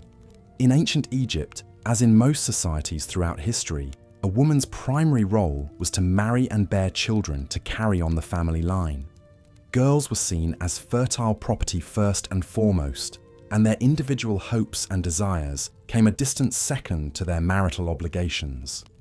Daughters were considered under the strict authority of their fathers, brothers, or nearest male relative. When deemed old enough, usually by the age of 12 or 13, a girl would be married off to the husband of her father's choosing. Her groom was often significantly older than her, and the match was based on social status and economic or political benefits rather than love. From there, a new wife's chief duty was to bear her husband as many children as possible, especially sons. But in an age before modern medicine, This biological imperative came at a devastatingly high cost. Complications of pregnancy and childbirth were the leading cause of death for women in their reproductive years. Without reliable contraception, an Egyptian woman could expect to become pregnant 5 to 8 times over the course of her life. Each pregnancy was grueling in a time of poor nutrition, inadequate prenatal care, and physical hardships. Expectant mothers continued to perform grinding domestic labor and haul heavy loads right up until their babies arrived. The childbirths themselves were excruciating and perilous ordeals, fraught with the possibility of life-threatening complications that the women were ill-equipped to survive. Laboring mothers writhed and pushed for hours or days, with only the most rudimentary assistance and comfort. Trusted female relatives and midwives attended them, but these helpers could only call upon traditional folk wisdom, herbal remedies, and prayers to the goddess Taweret. All too often, that wasn't enough. Babies became hopelessly stuck in the birth canal, slowly suffocating as their exhausted mothers hemorrhaged around them. Fetuses that couldn't fit through narrow hips were dismembered with primitive instruments. Infections raged and claimed feverish bodies. Women's perineums ripped beyond repair, leaving them with lifelong agony and incontinence if they didn't bleed out first. Even if a new mother managed to successfully deliver a healthy baby, her risks were far from over. The postpartum period was rife with opportunities for further loss of life. Retained placentas caused septic shock. Breastfeeding difficulties and mastitis wasted women to shadows. Fatal blood clots lodged in weakened lungs and stopped tired hearts. Some women lived through the trauma of multiple stillborn babies, miscarriages, and neonatal deaths before finally succumbing themselves. Others survived only to be rendered sterile by scarring and were cast aside by husbands who valued them solely for their fertility. Lest we think only peasant women suffered such cruel fates, the mummified remains of queens and princesses tell similar stories. Damage to their pelvic bones and evidence of severe birthing injuries have been found in the corpses of some of Egypt's highest-born ladies. Not even royal blood could save them from the inescapable dangers of their sex. As in childhood, the spectre of sudden death lurked at every stage of an ancient Egyptian woman's life. From pubescent bride to birthing bed, the grim cycles of fertility bound their bodies to an existence that was all too often cut unnaturally short. There was no escaping the perils of simply being female. The best an ordinary woman could hope for was to bear living children to secure her place in the family, and then to toil in servitude and ill health into old age.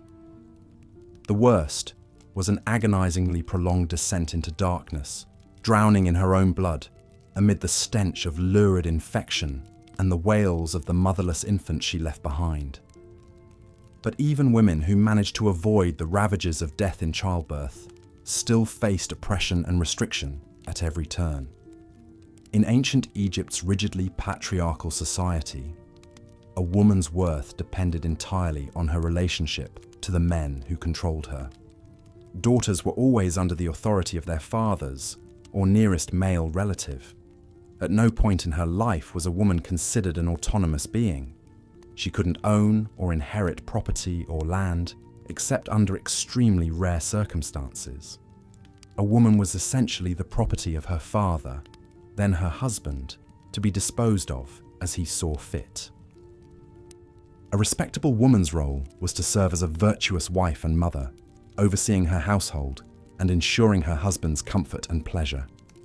Grinding grain, baking bread, brewing beer, spinning linen, tending children, and satisfying her husband's sexual urges were a woman's chief purposes from dawn to dusk. Her most prized attributes were her modesty, obedience, and fertility. An intractable or barren wife could be cast out of the family, left to starve or forced into beggary and prostitution. A husband was well within his rights to beat or mutilate a disobedient wife for even trivial offences, and no one would come to her aid.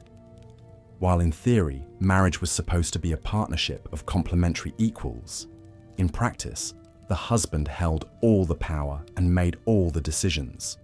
Women had little to no autonomy, even within their marriages. A subservient wife was expected to be quiet, pliant, and submissive, never challenging her husband's actions or opinions. Anything less could invite brutal punishment. Under this system of institutionalized subjugation, women had no true freedom to pursue their own wants and needs. Any hint of independence or defiance could cost them their livelihoods, reputations, and even their lives. Simply by virtue of their gender, they walked a razor's edge every day of their existence. Of course, there were some notable exceptions to these rigid gender roles. A small number of elite women rose to great power and prestige, usually through their connections to the pharaoh. Royal wives, mothers, and daughters could wield significant influence over the king and the court. Some ruled outright as female pharaohs. Others served pivotal roles as gods' wives of Amun, officiating the holiest religious rituals. But these women were extraordinary aberrations, not the rule. The vast majority of Egyptian women, from the poorest peasants to the low nobility, had no such avenues to authority. Their prescribed lot in life was to serve men, bear children, and work until they dropped. Any deviance from this path was swiftly and harshly punished. Even one of ancient Egypt's most famously powerful women was still ultimately subservient to the men in her life. Queen Nefertiti, the great royal wife of the rebel pharaoh Akhenaten, is renowned for her stunning beauty and the unprecedented status she held in her husband's reign. Reliefs and statuary depict Nefertiti in poses previously reserved only for a pharaoh, such as crushing Egypt's enemies beneath her feet. She is shown officiating in religious ceremonies alongside Akhenaten, not as a meek consort, but as a partner, a revolutionary concept. Some evidence even suggests she may have ruled in her own right after his death. But despite her privileged position, Tabubu's frightful encounter with the lion highlights the ever-present dangers that wildlife posed to the ancient Egyptians, even in their day-to-day activities. Lions, along with crocodiles, hippopotamuses, cobras, and scorpions were a constant threat, particularly for those who worked outdoors in fields or along the Nile. A moment's inattention or a stroke of misfortune could lead to tragedy. But it wasn't just large, ferocious beasts that made life miserable for the Egyptians. Smaller creatures like insects and rodents also took a heavy toll.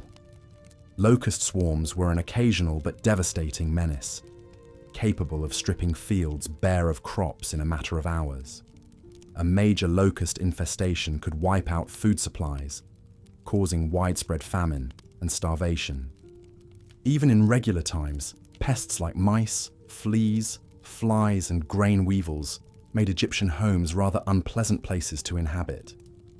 These vermin spread filth, spoiled food stores, and carried diseases, much to the distress of families. It was an unending battle to keep them at bay in the cramped living quarters.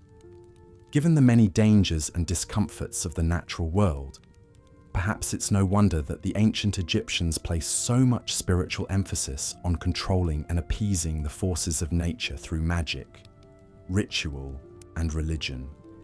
They recognized their own vulnerability in the face of untamable wildlife. But as threatening as nature could be, there was another danger to Egyptian children and families that was even more heartbreaking: the grim specter of childhood mortality. For all but the luckiest Egyptians, death was a frequent visitor to the family home, snatching away infants and youngsters with devastating regularity. The rate of child mortality in ancient Egypt was appallingly high by modern standards. It's estimated that around 1 in 3 Egyptian children died before the age of 5, with even more perishing before reaching adulthood. The causes were many: complications during childbirth, malnourishment, infections, accidents, and injuries.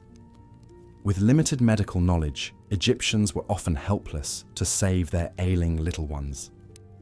For parents, the grief of losing a child was compounded by the economic hardship it represented. Children were an important part of the family labor force. From a young age, they helped in the fields, pastures, and workshops, or contributed to running the household. Losing these small but valuable workers made the family's struggle for survival even harder. This high mortality rate had a major influence on Egyptian family life. Couples tended to have many children, not only to ensure that some would survive, but to provide security for the parents' old age. Large families with many siblings were the norm, even though it strained resources. The more spares you had, the better your odds of having descendants to provide and care for you in your twilight years. Egyptian parents lived with the knowledge that some of their beloved children would likely be taken from them too soon. It was a painful reality that even the pharaohs in their palaces weren't immune to. The famed boy king Tutankhamun, for example, was preceded by two stillborn daughters, tiny mummies that were buried with him to be cradled in the afterlife. Indeed, the shadow of childhood death loomed so large that it was woven into Egyptian religion and culture. Children were buried with great care and ritual, often with grave goods like toys, amulets, and food to comfort them in the afterlife. The goddess Isis was revered as the protector of children, alongside deities like Bes and Taweret. Magical spells and medical treatises offered remedies and protections for youngsters. Yet the sad truth was that no amulet, spell, or offering could ward off every danger in an Egyptian child's path. For bereaved parents, the only real comfort was the belief that their lost little ones would live again in the beautiful field of reeds, where life was easy and suffering unknown. The trauma and sorrow of losing a child is something that transcends culture and history. It remains one of the most devastating experiences a parent can endure. But for the ancient Egyptians, it was an inescapable part of the fabric of family life, along with all the other hardships they faced. Perhaps it was this constant brush with mortality that made the Egyptians so intent on savoring life's joys and pleasures, indulging in music, dancing, feasting, and games. They understood all too well how fleeting and fragile one's time on earth could be. And so, they cherished their living children fiercely, showered them with affection, and did their best to prepare them for the duties and trials to come. But despite their best efforts, Egyptian parents couldn't shield their children from every danger. And one of the greatest threats to a child's health and safety often came from the very people who were supposed to protect them: Egypt's primitive doctors and surgeons. To our modern eyes, the medical practices of ancient Egypt seem positively gruesome. While Egyptian medicine was actually quite advanced for its time, incorporating observation, diagnosis, and treatment, it was still a crude and unsanitary affair. Much of an Egyptian doctor's repertoire would be considered barbaric by today's standards. Medicines were made from all sorts of nauseating ingredients like rotten meat, animal dung, fly specks, and dirt. Cuts and wounds were dressed with raw meat poultices crawling with bacteria. Headaches and seizures were treated by drilling holes in the patient's skull. Ailments and illnesses were blamed on evil spirits or the malign influences of deities. Surgery, too, was a grisly business. While Egyptian surgeons were skilled enough to set broken bones, repair wounds, and even conduct brain surgery, their operations were medieval in nature. There was no anesthesia beyond a swig of alcohol or a knock to the head. No antiseptics or sterile tools, just knives, hooks and saws that were wiped clean and used again. It's a wonder that anyone survived these procedures at all. We can perhaps forgive the Egyptian physicians for their shortcomings. After all, they were working without the benefit of modern medical knowledge. They could not see the germs that caused infection or understand the circulatory system. or diagnose internal ailments through X-rays and scans. In a world where even a minor scrape could lead to a fatal infection, their brutal treatments likely did save some lives. Still, an ancient Egyptian sickbed was the last place you'd want to be.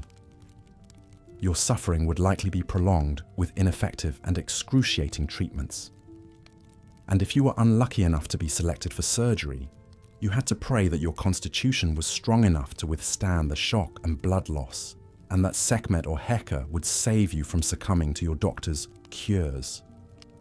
We can see a glimpse of this frightening medical landscape in the famous Edwin Smith papyrus. This ancient Egyptian text, dating back to 1600 BC, is the oldest known surgical treatise in the world. It's a stunningly detailed document describing 48 different medical cases and their treatments, from head wounds to spinal injuries. One particularly graphic case details a patient with a compound fracture of the skull. The unlucky patient's brain is exposed, pulsing through the shattered bone. The attending surgeon calmly assesses the wound, probing it with his fingers, noting the bleeding and the sunken fragments of skull beneath the scalp. His recommended treatment? Poultices of honey, oil, and lint to cover the gaping wound, prayers and spells to the healing deities, and a grim warning that this is an ailment not to be treated. In other words, the patient is likely doomed. It's a chilling snapshot of the stark realities of Egyptian medicine. No comforting bedside manner, no pain relief, no real hope for recovery from a catastrophic injury. Just pragmatic, almost detached analysis, and an unspoken acceptance that the human body's fragilities and mysteries were beyond the physician's powers. For most patients, the best-case scenario was likely a prolonged and unpleasant recovery, with the added risk of complications and secondary infections. The worst case was an agonizing, drawn-out death, often caused by the very treatments that were supposed to save them. It's a far cry from the gleaming hospitals and advanced surgeries of today, but as brutal as Egyptian medicine could be, it was still a vital and respected part of their society. Doctors were highly regarded professionals, sometimes even accorded semi-divine status. Their skills and knowledge were seen as a gift from the gods, a weapon in the eternal battle against suffering and death. And in a world where so many perils lurked, from wild beasts to raging battles to the simple ravages of time, those skills were always in demand. The ancient Egyptians could only place their trust in the wisdom of their doctors and pray that Heka, Sekhmet, and Isis would guide their hands. They had little other choice. The grim litany of dangers and hardships we've explored, from the harsh environment to oppressive rulers to unseen parasites and diseases, paints a harrowing picture of life in ancient Egypt. It was a world where suffering and struggle were woven into the very fabric of existence for all but a charmed few. Yet in spite of the many trials they faced, the Egyptians managed to build one of the most enduring and spectacular civilizations in human history. Their monuments still tower over the desert sands. Their golden masks and sarcophagi glimmer in museum vitrines. Their gods and myths continue to captivate our imaginations. How did they achieve such heights in the face of such adversity? Sheer tenacity, ingenuity, and grit, for starters. The ancient Egyptians were masters of persevering through hardships, of finding ways to adapt and innovate, of harnessing the power of human cooperation on a massive scale. But more than that, they were driven by a powerful set of shared beliefs. A conviction that the gods could be appeased and the forces of nature controlled through worship and ritual. A faith that earthly power mirrored heavenly order, and that their pharaohs had a divine mandate to rule. A certainty that life, in all its difficulty and impermanence, was just one phase in an eternal journey, and that the virtuous would find their reward in the paradise of the afterworld. These beliefs gave the Egyptians a sense of purpose, structure, and continuity that helped them endure the upheavals of history. The humble peasant toiling in the fields could see his mundane labors as part of a cosmic cycle of death and regeneration. The soldier marching off to battle trusted that the gods would fight alongside him, and that his sacrifice would be celebrated forever. The grieving parent laying a child to rest in the tomb knew it wasn't a final farewell, but a temporary parting before a joyful reunion in the field of reeds. In many ways, Egypt's spiritual world was a mirror image of the material one, but perfected, sanctified, stripped of pain and want. It was an idealized plane of existence where the Nile never ran dry and the harvests never failed, where bodies were made whole and incorruptible, where justice always prevailed and all souls found peace. Glimpsing this shining vision of eternity gave the Egyptians the strength to carry on through the worst of times. Perhaps that is the greatest wonder of the ancient Egyptians, not their temples or their tombs, but their extraordinary resilience in the face of adversity. Their ability to confront the darkest aspects of the human experience, the suffering and cruelty and loss that are inescapable in any age, and still maintain an unwavering faith in beauty, order, meaning, and the ultimate triumph of the eternal over the temporal. It's a staggering existential achievement, one that resonates with us still across the vast gulf of time.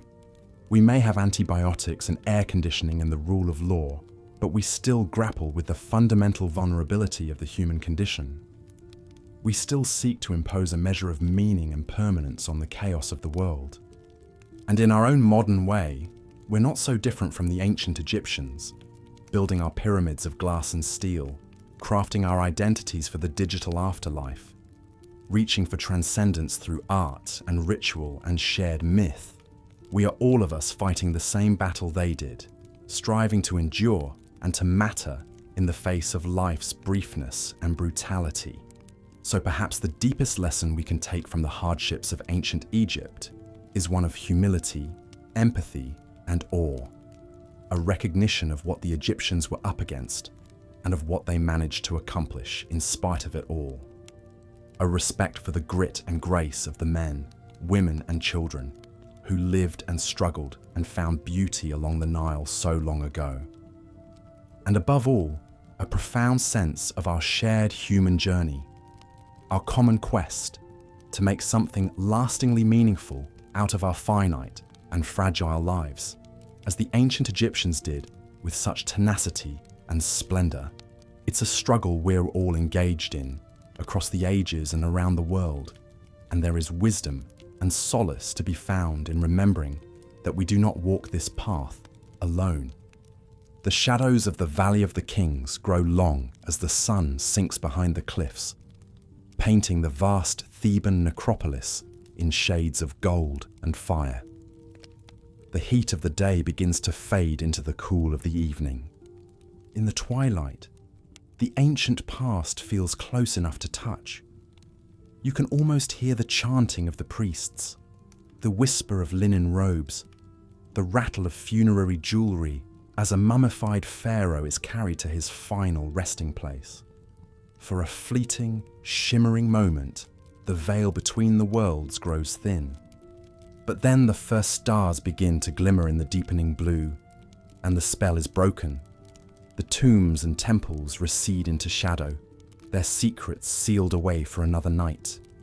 The long-ago voices fade into silence, and yet the stories remain, the triumphs and the tragedies, the soaring monuments and the forgotten graves, the prayers and the protests and the ever-flowing river.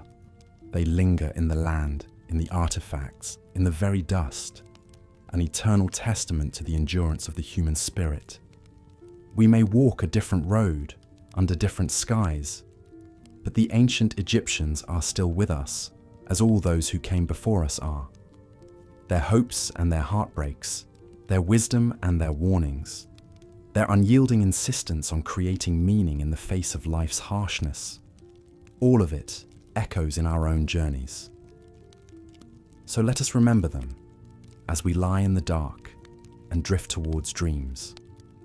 Let us carry their stories with us and add our own verses to the time-worn tale.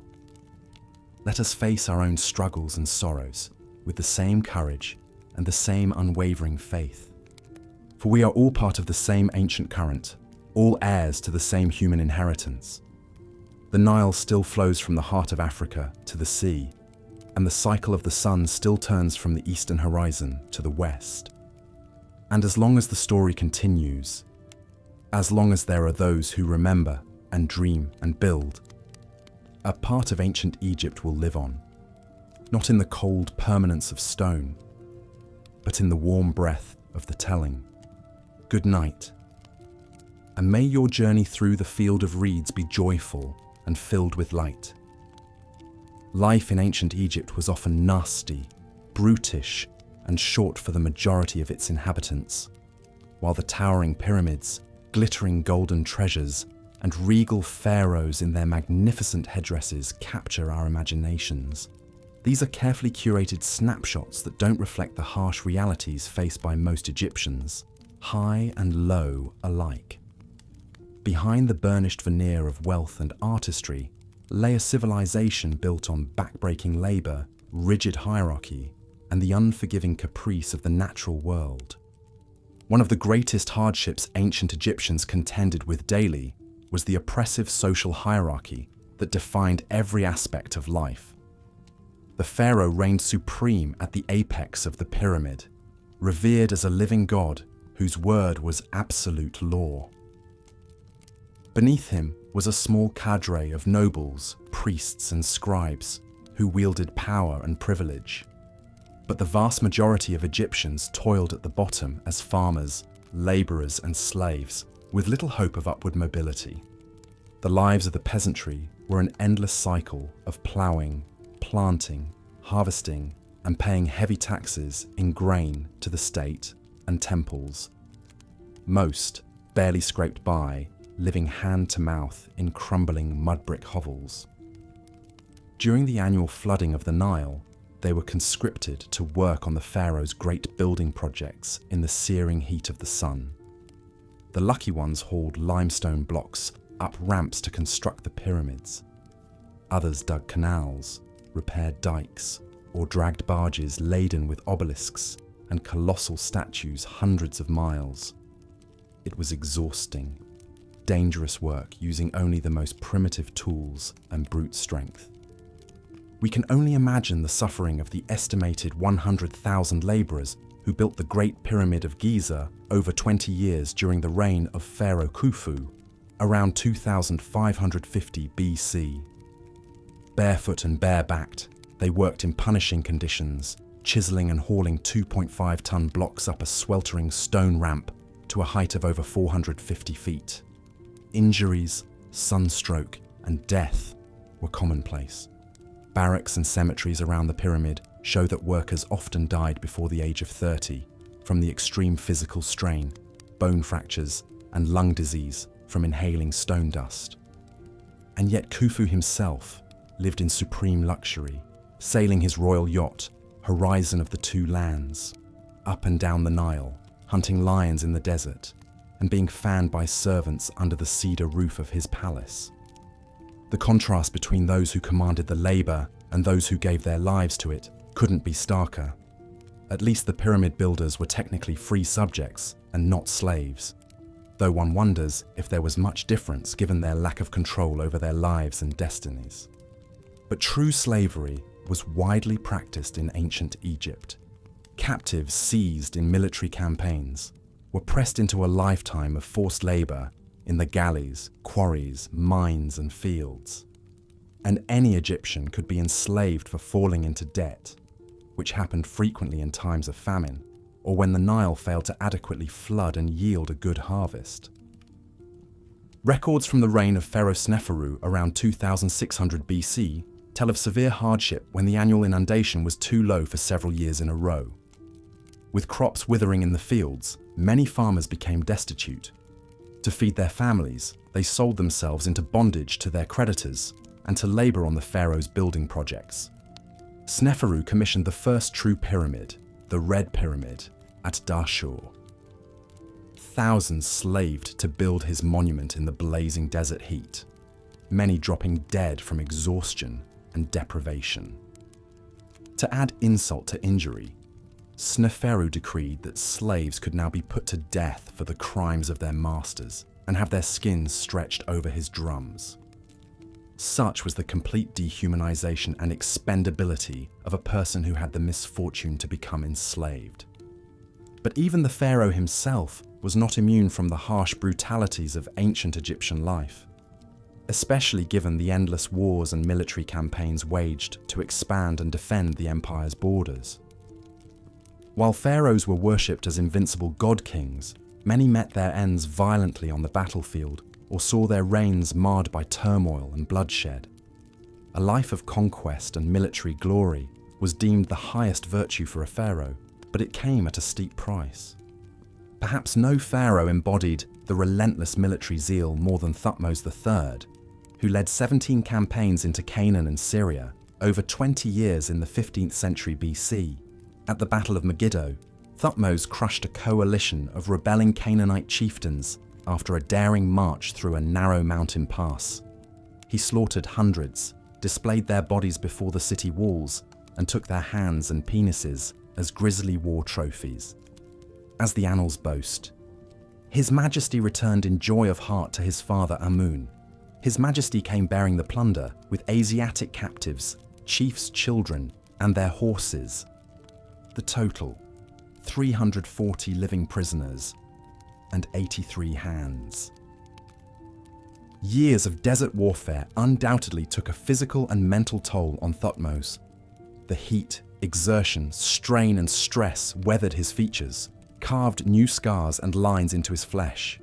And what of the thousands of young Egyptian men who marched off to fight alongside him, never to return, or who came back maimed, burned, and broken in body and spirit? How many wives became widows? How many children were left fatherless? And how many parents mourned sons lost to the pharaoh's glory? The price of empire was paid in blood. Even in times of peace and plenty, average Egyptians had little respite from the hardships of their daily existence. The unforgiving climate and environment along the Nile were a constant source of misery that knew no social class. From nobleman to fisherman, the merciless Egyptian sun beat down on all, scorching exposed skin and stinging the eyes with its glare. Shade was scarce in the villages and fields, and sunstroke felled many who laboured too long without respite from the heat. Dehydration was an ever-present threat that could kill a man as surely as any weapon. The annual Nile flood, so critical for irrigating the fields with rich black silt, also brought destruction and danger. A flood that was too high could wash away entire villages, drown livestock, and leave thousands destitute. But a flood that was too low withered the crops and brought famine, as it did during the reign of Pharaoh Djoser around 2670 BC.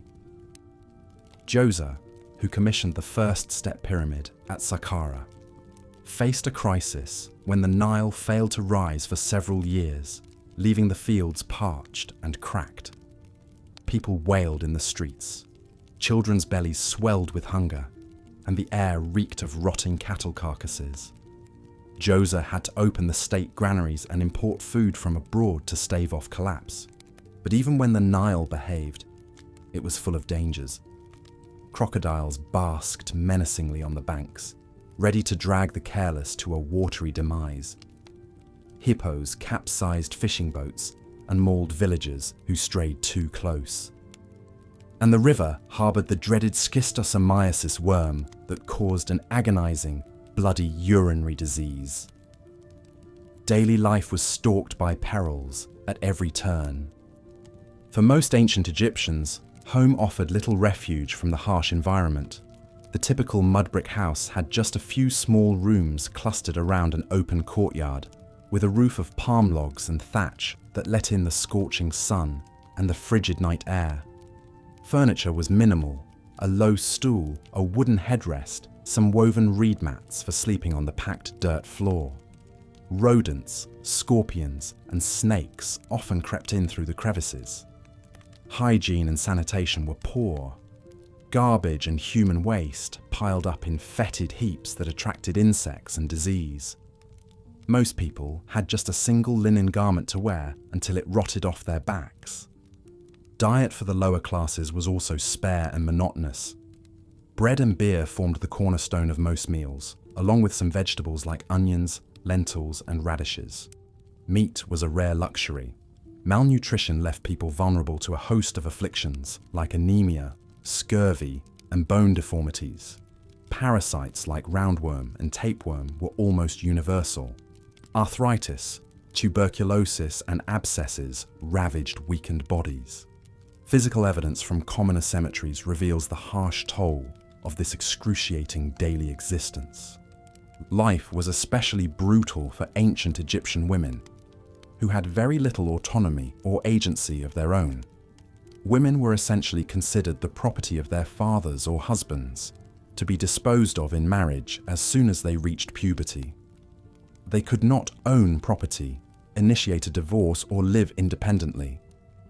Their primary value was in their fertility and ability to produce children, preferably sons, for their husbands.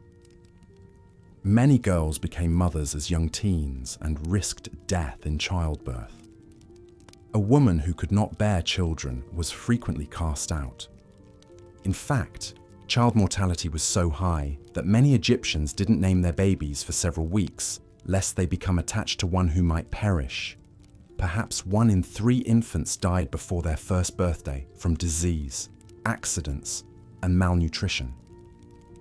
Young children had to grow up fast to avoid the same fate. As soon as they could walk and carry a load, they were put to work in the home and fields to contribute to the family's survival.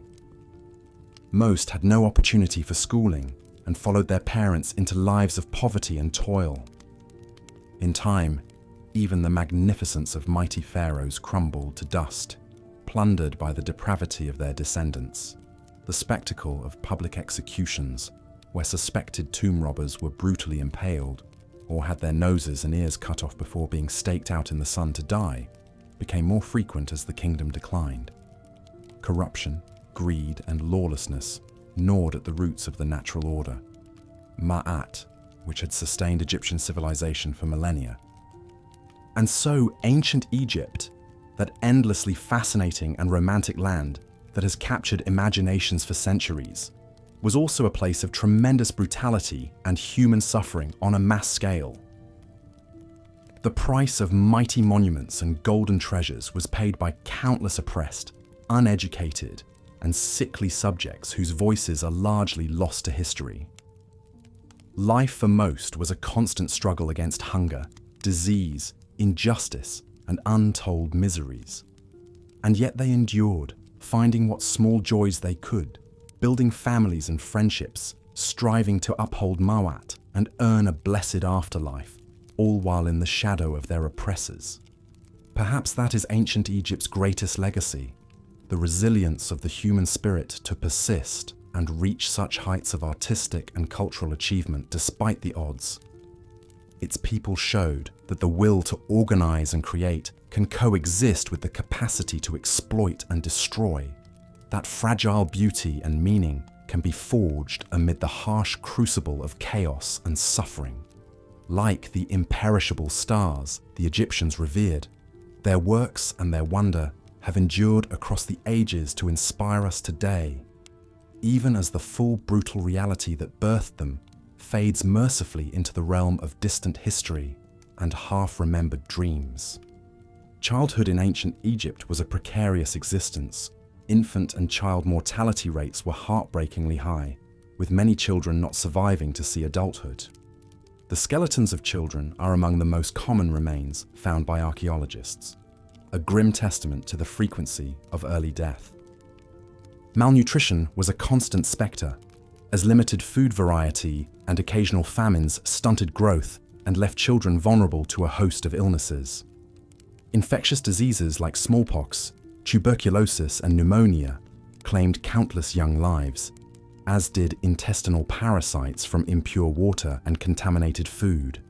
With no vaccinations or antibiotics, even a minor cut or everyday infection could quickly prove fatal to a child. Accidents were another common killer in a world of open cooking fires, unprotected wells, free-roaming livestock, and dangerous wildlife. Drownings, falls, burns, and animal attacks added to the litany of hazards. For those children who survived infancy, the spectre of death still loomed large. Ancient Egyptian parents were well acquainted with the grief of burying a child. Elaborate child burials with carefully crafted grave goods, miniature coffins, and even mummification attest to the emotional devastation of losing a son or daughter. Some families endured the pain of losing multiple children. It's believed many Egyptians had frequent pregnancies to ensure some offspring survived. Children were an insurance policy against the harsh realities of the time. Yet there was little time to shelter or coddle children, however much parents may have wanted to. The demands of daily survival meant that children were put to work early in life, assisting their parents in household tasks, agricultural duties, or learning a craft or trade. For peasant children, this often meant backbreaking labor in the fields or tending livestock in hazardous conditions. Children of artisans would toil alongside their parents in hot, dusty workshops. Even for children of nobility, the responsibilities and expectations of their position allowed for only a fleeting childhood. The exception was royal children, and even then only for a short time. Princes and princesses enjoyed lives of plenty and privilege, with servants and slaves attending to their every need. They had time for play and school, learning to read, write, and master subjects like math, science, geography, and foreign languages to prepare them for the duties of leadership. Yet royal children also faced strict discipline, rigid social rules, and high expectations.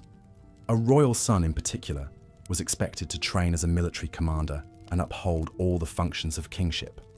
Any physical or character failing could dash his prospects. The Crown Prince Ptahshepses, for example, is believed to have lost his position for the transgression of dallying with a royal concubine.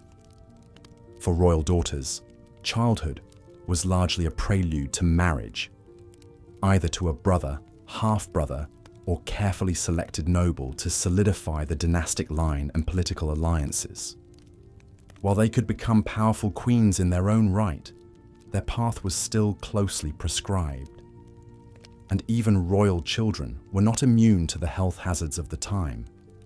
Tutankhamun's tomb, for instance, contained 2 mummified fetuses thought to be his prematurely born daughters. As in many ancient societies, childhood was a luxury that most Egyptians simply could not afford. Growing up was less of a nurturing journey than a survival gauntlet against a multitude of dangers, demanding an early maturity. This stark reality puts the incredible accomplishments of the Egyptian people in even sharper relief. That they built such a sophisticated civilization in the face of unrelenting hardship is a testament to the resilience of the human spirit. While ancient Egyptians had some remedies to alleviate suffering, medical treatment was still a gruesome and terrifying prospect for most. Without the benefit of modern science, the ancient Egyptians relied on a mixture of practical observation, trial and error, and spiritual beliefs to address injury and disease. The Edwin Smith Papyrus, dating back to around 1600 BC, provides a sobering glimpse into the realities of ancient Egyptian medicine.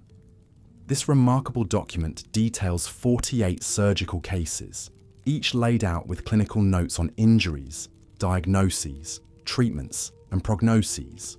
The cases range from gaping head wounds to fractured collarbones to crushed vertebrae. It's both a pioneering work of empirical medicine and a horrifying record of the suffering of ancient patients. In one particularly graphic case, a patient has suffered a severe compound fracture of the skull, with cranial debris and exposed brain matter. The unnamed surgeon describes his examination, thrusting the fingers into the opening and probing the wound. He notes the fluttering and crackling sensation beneath his fingertips. With admirable honesty, he records his judgment: an ailment not to be treated. For this unfortunate patient, The injury was deemed too catastrophic for intervention. Other treatments described in the papyrus and other medical texts are scarcely less harrowing. Broken bones were set with wooden splints, wounds stitched up with linen thread or bronze wire. Lacerations were cleaned with copper salts, which had antiseptic properties. But there was no understanding of germs, and thus no sterile technique. Infection was a constant risk. Cauterization with red-hot irons was a common recourse for stemming blood loss and sealing wounds, a horribly painful process. For internal ailments, Egyptian physicians prescribed a host of potions, poultices and purges, made from herbs, minerals, and animal products. Moldy bread was applied to infections, a primitive sort of antibiotic. Honey was used as a salve for cuts and burns. Raw meat was packed into open wounds to promote healing. Onions and garlic were consumed to boost health. Yet many treatments were utterly misguided, based more on superstition than science. Leeches and bloodletting were thought to purge the body of unbalanced humours. Incantations and appeals to deities were recited in the belief that sickness was divine punishment. Animal dung was a popular ingredient in many remedies. It's sobering to think of the agony patients endured for cures that likely only worsened their condition. Surgery, though rudimentary, was a well-established practice. Ancient Egyptian medical instruments included bronze scalpels, obsidian blades, bone saws, probes, forceps, and scissors. These tools allowed for surprisingly complex procedures like craniotomies, cataract removals, and dental extractions. Yet major surgeries were performed without anesthesia. Patients held or tied down, biting on leather straps in agony. At best, they may have been knocked unconscious or intoxicated with alcohol. Opium poppy extract may have provided some post-operative pain relief for those who survived the procedure. Despite the best efforts of skilled physicians, many patients succumbed to complications, shock, and sepsis. Mummified remains show the scars of all manner of medical interventions, from healed fractures to cranial boreholes to amputations. These were the lucky ones. Untold others surely died on the operating tables of the Old Kingdom. While ancient Egyptian medicine was advanced for its time, laying the foundation for later Greco-Roman and Arabic medical traditions, its limitations meant a great deal of unnecessary suffering. In a world without germ theory, antibiotics, or pain management, even minor injuries and illnesses were a source of dread. The fear of a toothache, a broken bone, or an infected cut was entirely justified. To be sick or injured in ancient Egypt was to be at the utter mercy of primitive medicine. For all but the luckiest patients, treatment was as brutal as the underlying condition. It was a reality that even the wealthiest and most powerful could not escape. As we ponder these grim aspects of ancient Egyptian life, it's important to remember that this was the daily existence for millions of people over thousands of years. The accomplishments of this great civilization, from the majestic pyramids to the sophisticated irrigation systems to the exquisite artistic works, were achieved in the face of unimaginable adversity. The Egyptians lived, loved, created, and endured despite the constant spectre of disease, injury, violence, oppression, and loss. Their tenacity in building a society of such grandeur and resilience is awe-inspiring. Yet we must be cautious not to romanticize this resilience. The hardships of ancient Egyptian life were not noble or ennobling. They were tragic and often needlessly cruel. The majority of people lived in grinding poverty, with few rights or freedoms, under the constant threat of sickness, hunger, and mistreatment. That they persevered is a testament to the human will to survive, but it does not negate the injustice of their circumstances. In studying ancient history, it's easy to get swept up in the grand narratives of kings and conquests, the dazzling artifacts and architectural wonders. But we must also acknowledge the darker undercurrents, the stark inequalities, the casual brutality, the precariousness of life for the masses. Only then can we truly appreciate the full scope of the human experience across the arc of time. The story of ancient Egypt, then, is not just one of monumentality and mystery. It is also a story of struggle and striving in the face of often overwhelming odds. It's a reminder that behind every great achievement are countless untold tales of hardship and perseverance. The Egypt we marvel at today was built on the suffering of millions who toiled, endured, and hoped for a better life under the relentless sun. As we conclude our journey through the darker aspects of ancient Egyptian history, we are left with a profound sense of perspective. The grandeur of the civilization takes on a new poignancy when balanced against the grim realities faced by its people. Their lives were, by our modern standards, often brutish and short. Yet they endured, generation after generation, to build a society of such enduring influence and fascination. Perhaps the greatest lesson we can take from this exploration is one of empathy and humility.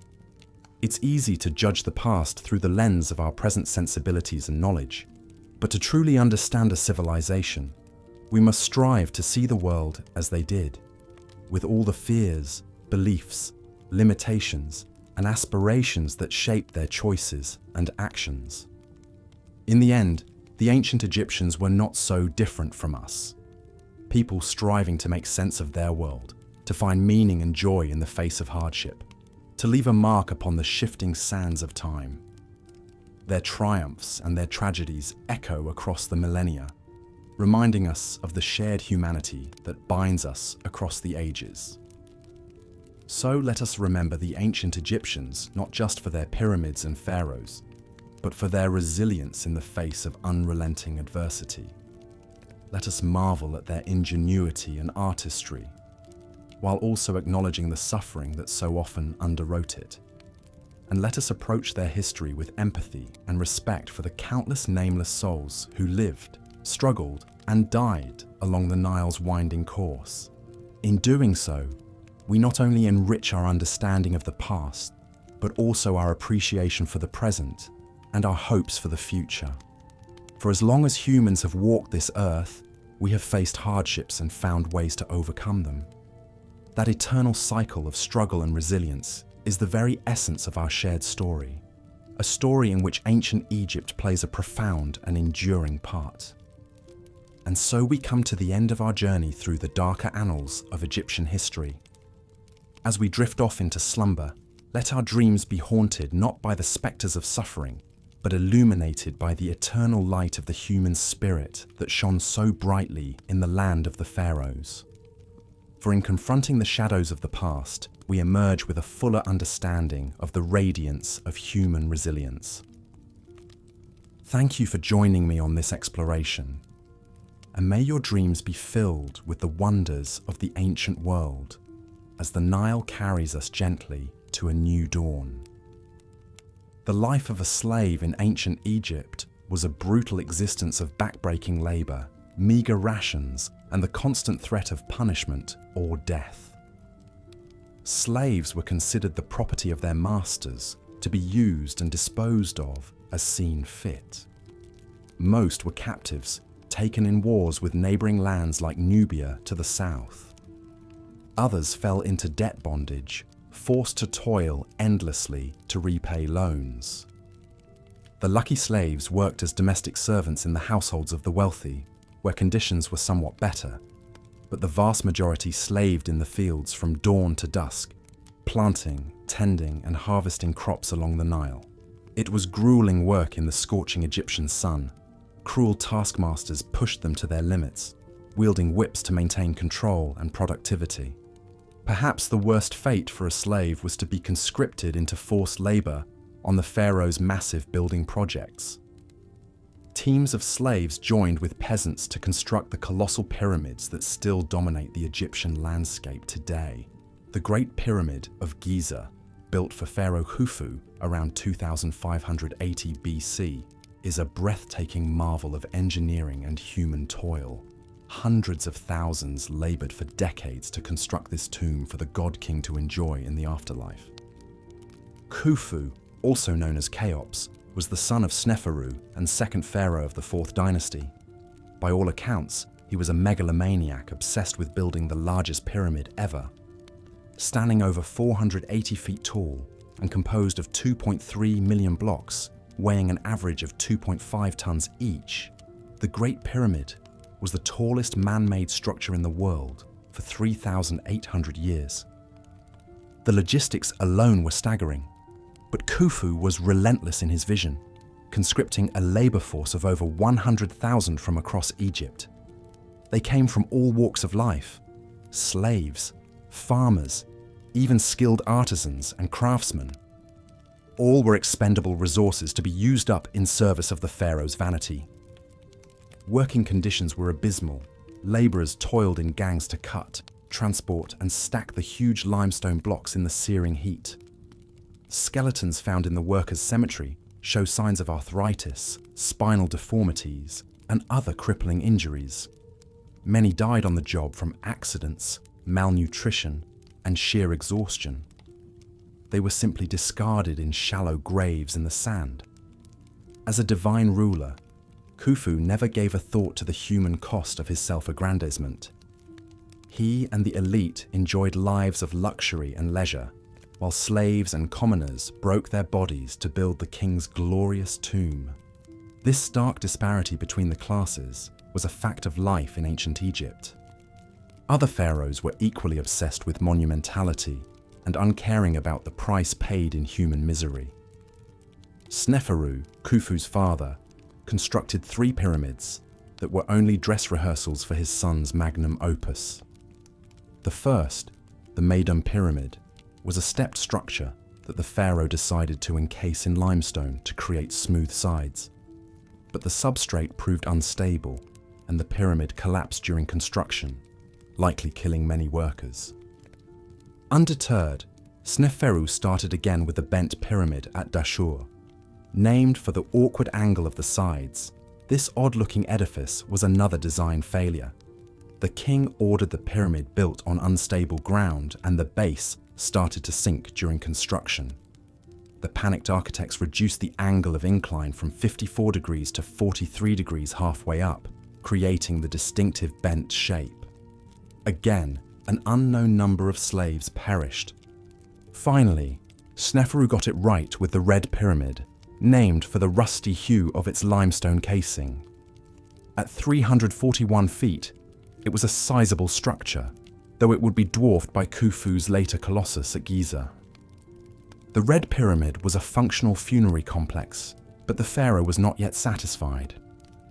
He needed one last rehearsal before handing the reins to his successor. And so, the aged king commanded yet another pyramid to be built beside the bent pyramid at Dashur. Known today as the Black Pyramid, very little remains of this mysterious structure. Some Egyptologists believe it was abandoned when Sneferu finally died, his megalomaniac vision left unfinished as his consciousness winged toward the afterlife. All told, Sneferu may have pressed nearly 1 million souls into forced service to construct these testaments to his own vanity. The number crushed by blocks, broken by falls, or cut down by disease and deprivation is impossible to calculate. But no price in blood was too high for the whims of the living God. Such was the lot of the average Egyptian. While slaves had essentially no rights, the peasant class was only slightly better off. Farmers were not owned outright, but they were still subject to the absolute power of the king and compelled to labor for the state for a portion of the year.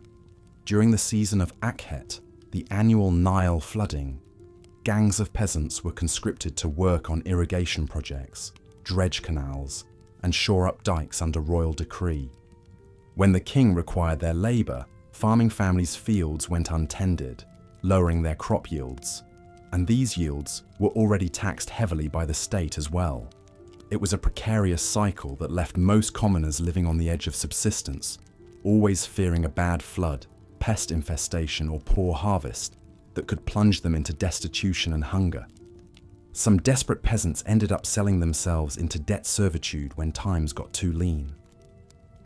A loan of seed grain or a few livestock could lead to a life of indentured service and misery, with entire families enslaved to pay off ever-increasing interest to landowners and moneylenders. The wealthy also sometimes enslaved children outright, breaking apart families. Punishments for slaves who displeased their masters were always brutal. Beatings, brandings, and mutilations were common for minor offences. Those who attempted escape could expect execution in a variety of horrific ways: impalement, beheading, being burned alive, or fed to Nile crocodiles as a warning to others. The bodies were often displayed publicly as a macabre message, but despite the cruelty, the enslavement, the subjugation, and lack of freedom, Egyptian slaves and peasants endured. They raised families, told stories, sang songs, and made the best of their difficult lot in life. The incredible monuments and wonders of this remarkable civilization were built on their scarred backs and calloused hands. For this, if nothing else, they should be remembered. The faceless, toiling masses whose suffering birthed a legacy of greatness.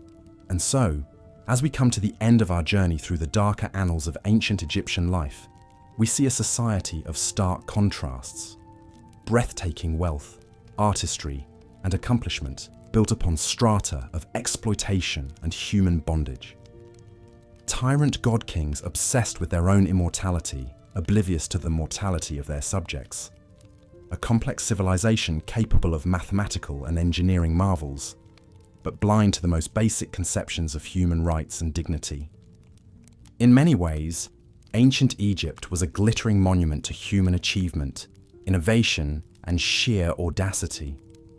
But its foundations were laid in blood and watered with the tears of untold thousands of oppressed souls. This is the dualistic truth we must hold in our minds, the moral reckoning we must make with the past. Only by acknowledging both the light and shadow can we truly understand this endlessly fascinating culture. And with that thought, we'll bring our exploration to a close. I hope you found this journey through history both informative and restful. These ancient tales have a certain dreamlike quality, inviting us to ponder the eternal cycles of the human experience as we drift off to slumber.